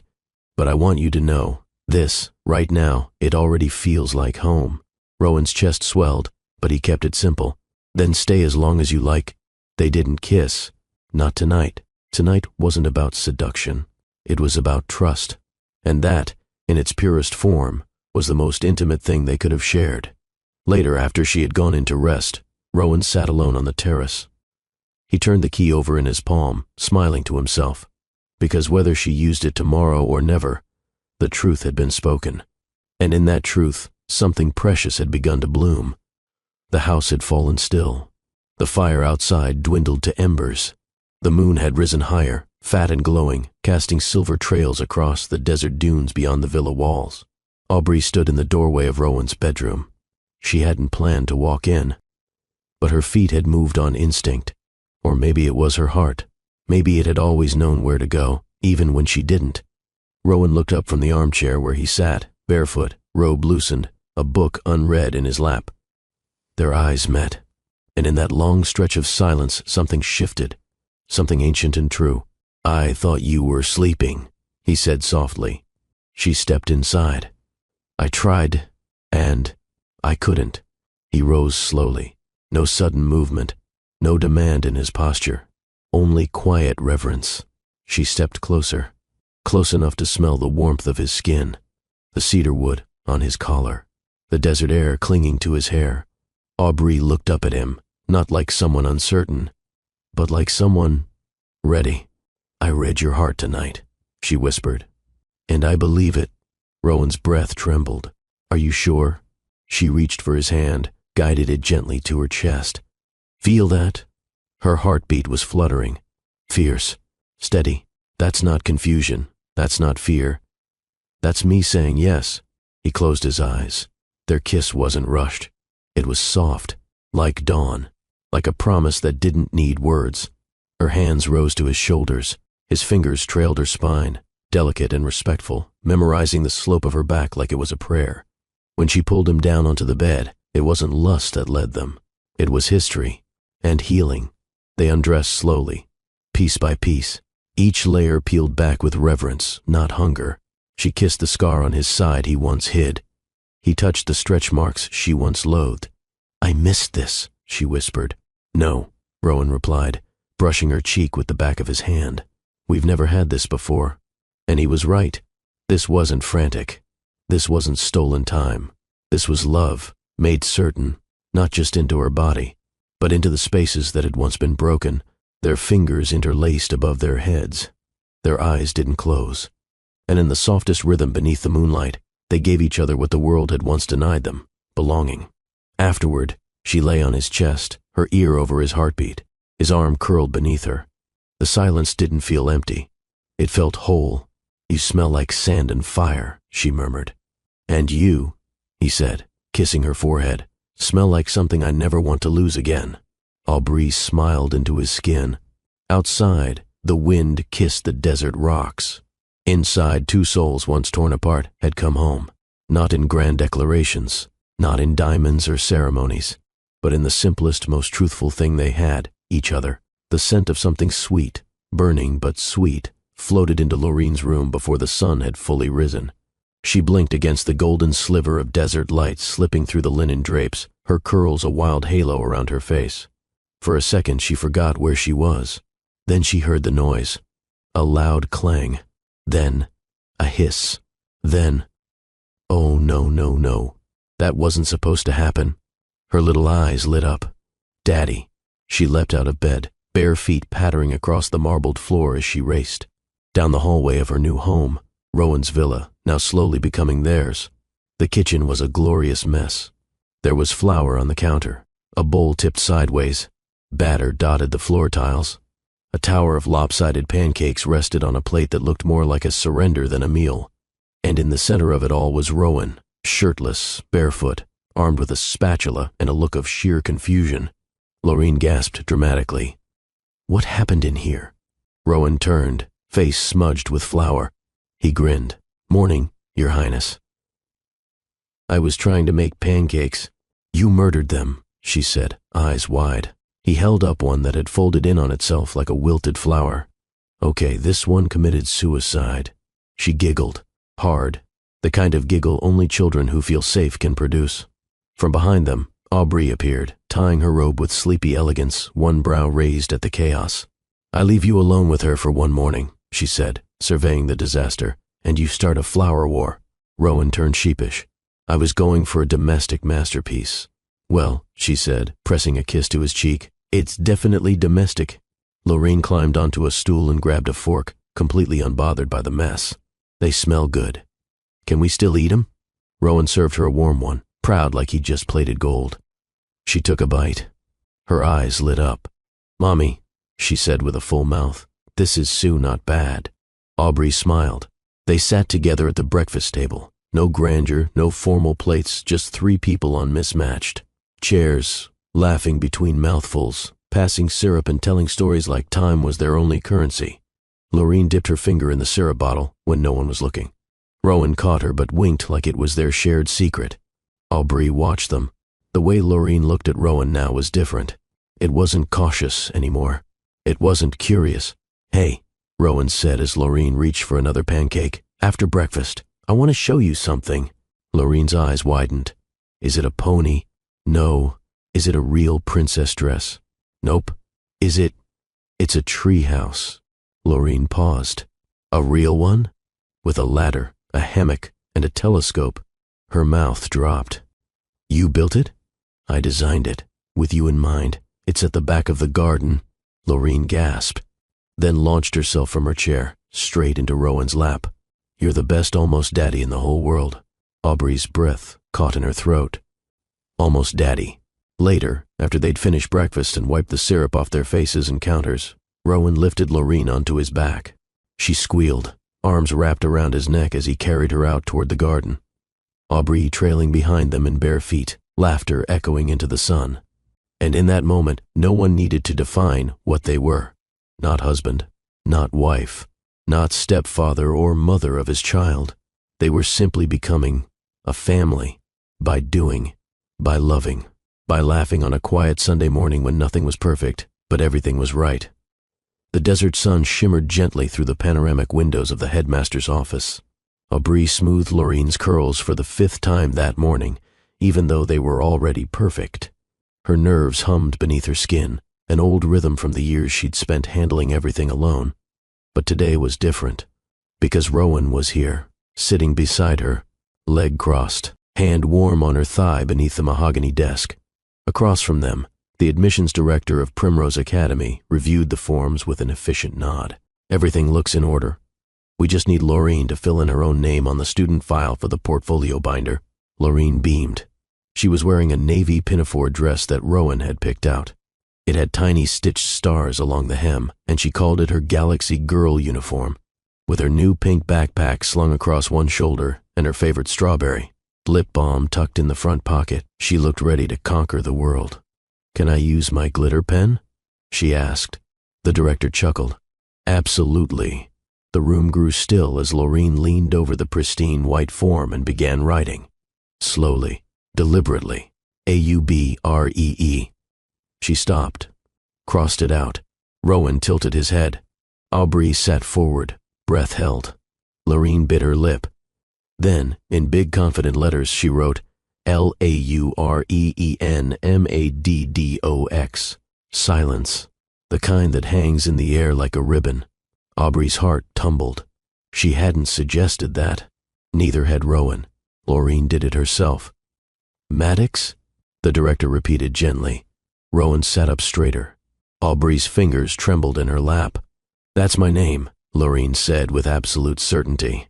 "That's my daddy's name, and he makes pancakes. Real bad ones, but still." Laughter broke out around the office, but it was Aubree who blinked away something deeper, something primal, something that ached. Outside the school gates, after the forms were submitted and the uniform fittings were done, Rowan slipped his arm around Aubree. "She chose it," he said softly. "You didn't tell her." Aubree shook her head, still staring at the handwritten name on the carbon copy they'd been given. "I didn't have to." "She sees me," he whispered, voice thick with reverence. "You let her," Aubree replied. "You didn't force your way in. You showed up, quietly." He nodded. "You're building something with her that can't be bought, Rowan. And with you?" She looked up. His face was raw, open, unarmored. "With you," she said. "I'm learning to let someone carry the weight beside me." They walked hand in hand through the palm-lined sidewalk, the dusty gold of the desert air glowing around them.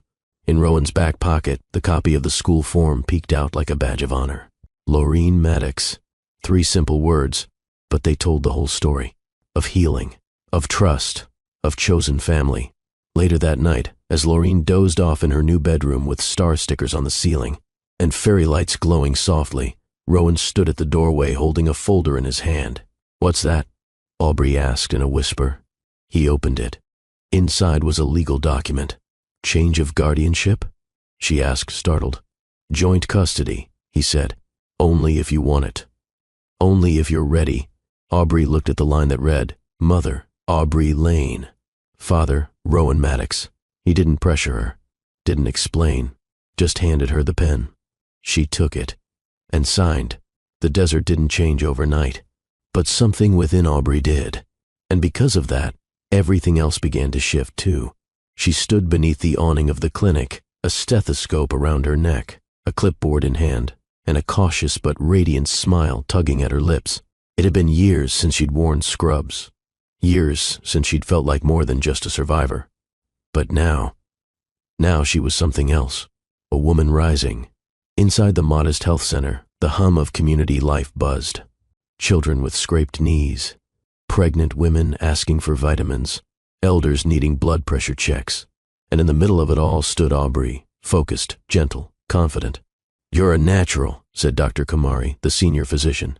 "Honestly, it's like you never left medicine." Aubree smiled. "Maybe I just needed the right reason to return."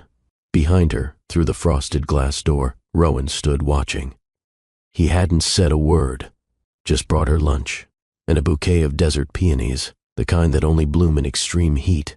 That evening, she stepped out into the golden light of dusk, cheeks flushed. From a full shift, her heart full from something deeper than duty. Rowan leaned against his car. Sleeves rolled, tie loosened.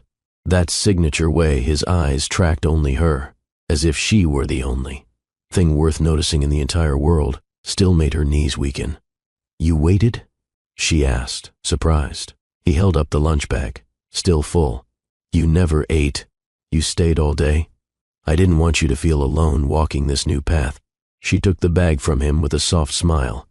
You're spoiling me. He shrugged. Is it spoiling? If you deserve it. Back at the villa, after Lorene had gone to bed, they sat on the rooftop under stars. 2 wine glasses, a quiet breeze, and the sound of silence that spoke volumes. I was so scared, Aubrey finally whispered. To step back into work, to step back into anything. I know, you didn't try to fix it. No, you didn't try to take over. I've learned, you don't need rescuing. She turned to him, eyes shining, heart wide open. I need partnership, she said. A life shared, not controlled, just held. Rowan reached for her hand, held it. Then let's hold it together. Weeks passed. Routine settled in like honey over bread. Mornings became sweet chaos with Lorene's school prep. Afternoons found Rowan sneaking into the clinic just to steal a kiss from his girl in scrubs. Nights were for stories, giggles, and sometimes quiet lovemaking beneath linen sheets. Not hurried, not desperate, but worshipful. Every time Rowan kissed her, it was as though he was thanking her for not giving up, for blooming again. One afternoon, Aubrey was organizing patient files when she heard Rowan's voice outside. Wait here, he said to someone. Curious, she peeked out and saw Rowan helping an elderly man out of a car. The man leaned heavily on a cane, his skin darkened from years under sun, his eyes wary, but Rowan's arm was steady beneath him. Aubrey stepped forward. Oh, who's this? Rowan smiled. This is Mr. Yusuf, the man who gave me my first job, and the man I once ignored after I made it big. The old man looked away, ashamed. Rowan placed a hand on his shoulder. I never said thank you, Rowan added. So today, I brought him here, because the clinic you help run now, he needs it. Aubrey's eyes filled. She took Mr. Yusuf's hand and guided him inside. That night, Aubrey journaled beneath soft lamplight, her handwriting small but steady. The desert was never empty. It was just waiting. For roots, for rain, for us. Sunday morning smelled like toast and acrylic paint. The villa's sunroom had become Lorene's art corner. Paper, scattered, colored, pencils in glass jars, the soft hum of children's music in the background. Rowan sat on the floor in his dress shirt, sleeves rolled up, tie tossed somewhere near the couch. He was attempting to help with a puzzle, but Lorene's focus was elsewhere. Her tongue stuck out slightly as she leaned over a thick white page, sketching, with the same intensity her mother used when focused on a patient. Aubrey watched from the doorframe, sipping her tea. She's quiet, she said softly. Too quiet, Rowan replied, arching a brow. That's how I know I'm about to be roasted in a drawing. A giggle erupted from Lorene. I'm almost done, she announced. Rowan raised his hands. I didn't say anything. You don't have to, she replied without looking up. I just know. 5 more minutes passed before Lorene turned the paper around with dramatic flair. Ta-da! Both parents leaned in. And there it was. A drawing of a stick-figure family, 3 of them, beneath a giant golden sun. The son had a smiley face. The mommy had long hair and was holding a stethoscope. The little girl had curly hair and puffballs and a pink bow. And the daddy? The stick man was wearing a tiny drawn suit, but what made Rowan stop breathing was the detail on the figure's left arm. A small red scribble. Lorene had drawn his birthmark. Rowan didn't move. His hand, which had reached out to touch the drawing, stayed suspended in the air like it had forgotten what to do. Aubrey's gaze slowly turned to him, softening with quiet understanding. You put the mark? He asked Lorene gently, crouching to her level. She nodded. I wanted to make sure everyone knows it's you. Why's that, Pumpkin? Lorene looked up at him, eyes wide with certainty. Because that's how I knew you were really my daddy. You have the same red spot I do, on my back. Rowan swallowed hard. Aubrey's hand tightened around her teacup. That night, Rowan didn't sleep. He stayed up in his study, the drawing now framed and placed gently on his desk. He stared at it like it held a secret, like it had unlocked something long buried. He remembered the day he first saw the mark on Lorene, the way it mirrored his own. Back then, he thought it was coincidence. Back then, he still believed he was undeserving. Now, he saw it for what it was. Proof, not just of biology, but of connection, of destiny woven in skin, of a story that had waited patiently to be retold. The next morning, when Aubrey walked into the study to find him still in his chair, head resting against the leather cushion, she didn't speak. She just reached over, took the framed drawing, and placed it on the wall. Right above the fireplace, a symbol, a declaration, no longer hidden, no longer denied. A family, whole. Later that afternoon, Laureen came home from school with an art competition flyer. "Mommy, can I draw our family again for this?" she asked excitedly. "But this time, with colors?" Aubrey smiled. "Of course, baby." Rowan leaned down. "Do you want to draw us in the villa or under the desert sky?" Laureen giggled. "Under the sky, with stars and camels and cupcakes." "Cupcakes?" Rowan laughed. "I get creative when I'm happy," she said, matter of fact. He watched her skip off, and then turned to Aubrey, voice low. "She's giving me pieces of her heart I didn't know how to ask for." Aubrey placed a hand on his chest. "She's giving them because she sees yours. Open, steady, ready." That night, they tucked Laureen in beneath fairy lights and a purple blanket. She drifted off holding a colored pencil in her hand. And as the stars began to prick through the desert sky, Rowan whispered into the quiet. "She drew me into her world before I even knew I belonged." And Aubrey whispered back, "She always knew." The sun dipped low across the desert horizon, casting the dunes in shades of amber and rose. Rowan took off his shoes first. Then Aubrey followed, sandals in hand. They walked barefoot, slow, steady, side by side. Each grain of sand beneath their feet seemed to whisper every step it had taken to bring them back here. Laureen was back at the villa with their trusted nanny, her laughter still echoing faintly behind them. But here, in the hush between heartbeats and open sky, it was just the two of them again. And this time, they didn't need to run. "Remember the first time you brought me here?" Aubrey asked. Rowan nodded, eyes scanning the familiar stretch of golden earth.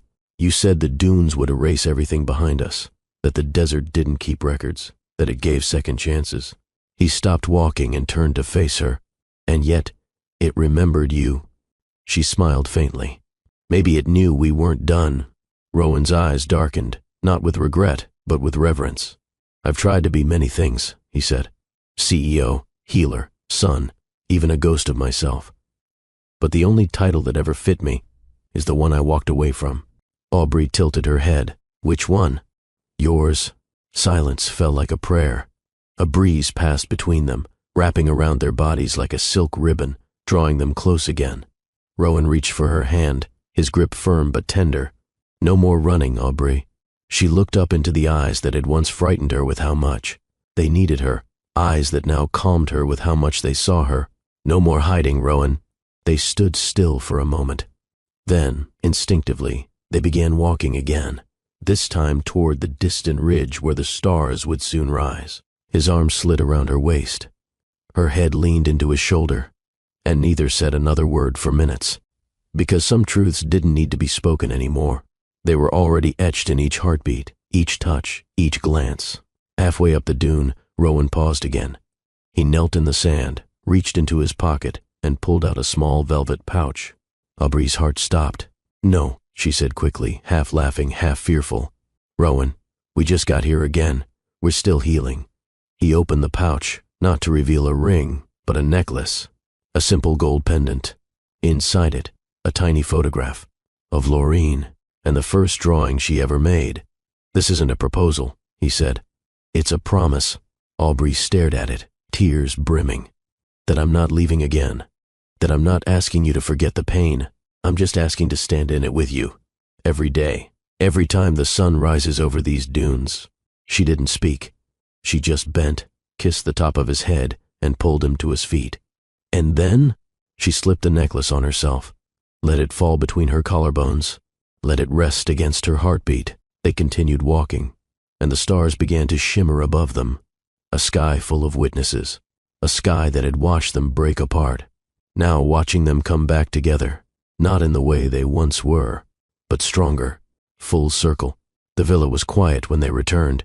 Laureen was already asleep, curled up with her stuffed dolphin, the one Rowan had impulsively bought on a random grocery run weeks ago. The same dolphin she now refused to sleep without. Aubrey pressed a kiss to their daughter's forehead, smoothing her braids with practiced care. Rowan stood in the doorway, watching, memorizing. feeling everything. When Aubrey turned back toward him, he held out his hand, not like a lover this time, but like a partner. She took it without hesitation. They stepped out to the courtyard under the moonlight. There was no music, no ceremony, no crowd, just the sky, the earth beneath them, and the shared air between their quiet breaths. Aubrey wrapped her arms around Rowan's waist. Rowan rested his cheek on her hair. It was not a fairy tale moment. It was better. It was real. In a low voice, Rowan began to speak, not just to her, but as if the sky itself needed to hear. There was a time I believed love meant control, precision, protecting my world from anything messy, unpredictable, or painful. He paused, tightening his embrace. But then pain found me anyway. It stripped me down. It made me bleed. It forced me to face the man I was, and the man I walked away from being. Aubrey's arms curled tighter.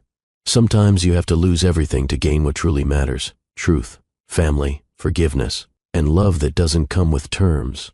He pulled back and held her face gently in his hands. "And I've found all of it in you," he whispered. Aubrey's eyes welled. "I've always carried you," she said. "Even when I tried not to." They kissed again. But this time, it wasn't about need or passion or even comfort. It was a seal, a covenant, a beginning written in breath. Love isn't a fairy tale with smooth chapters. It's raw. It's painful. It's redemptive. It asks for truth when lies feel safer. It demands humility when pride wants to win. And if you're lucky, if your heart still dares to hope, it leads you back home to arms you were never meant to leave in the first place. Comment: truth, family, forgiveness, love. If you believe real love begins when pride ends, share this story if you believe someone still deserves a second chance. Subscribe for more stories that remind us what truly matters.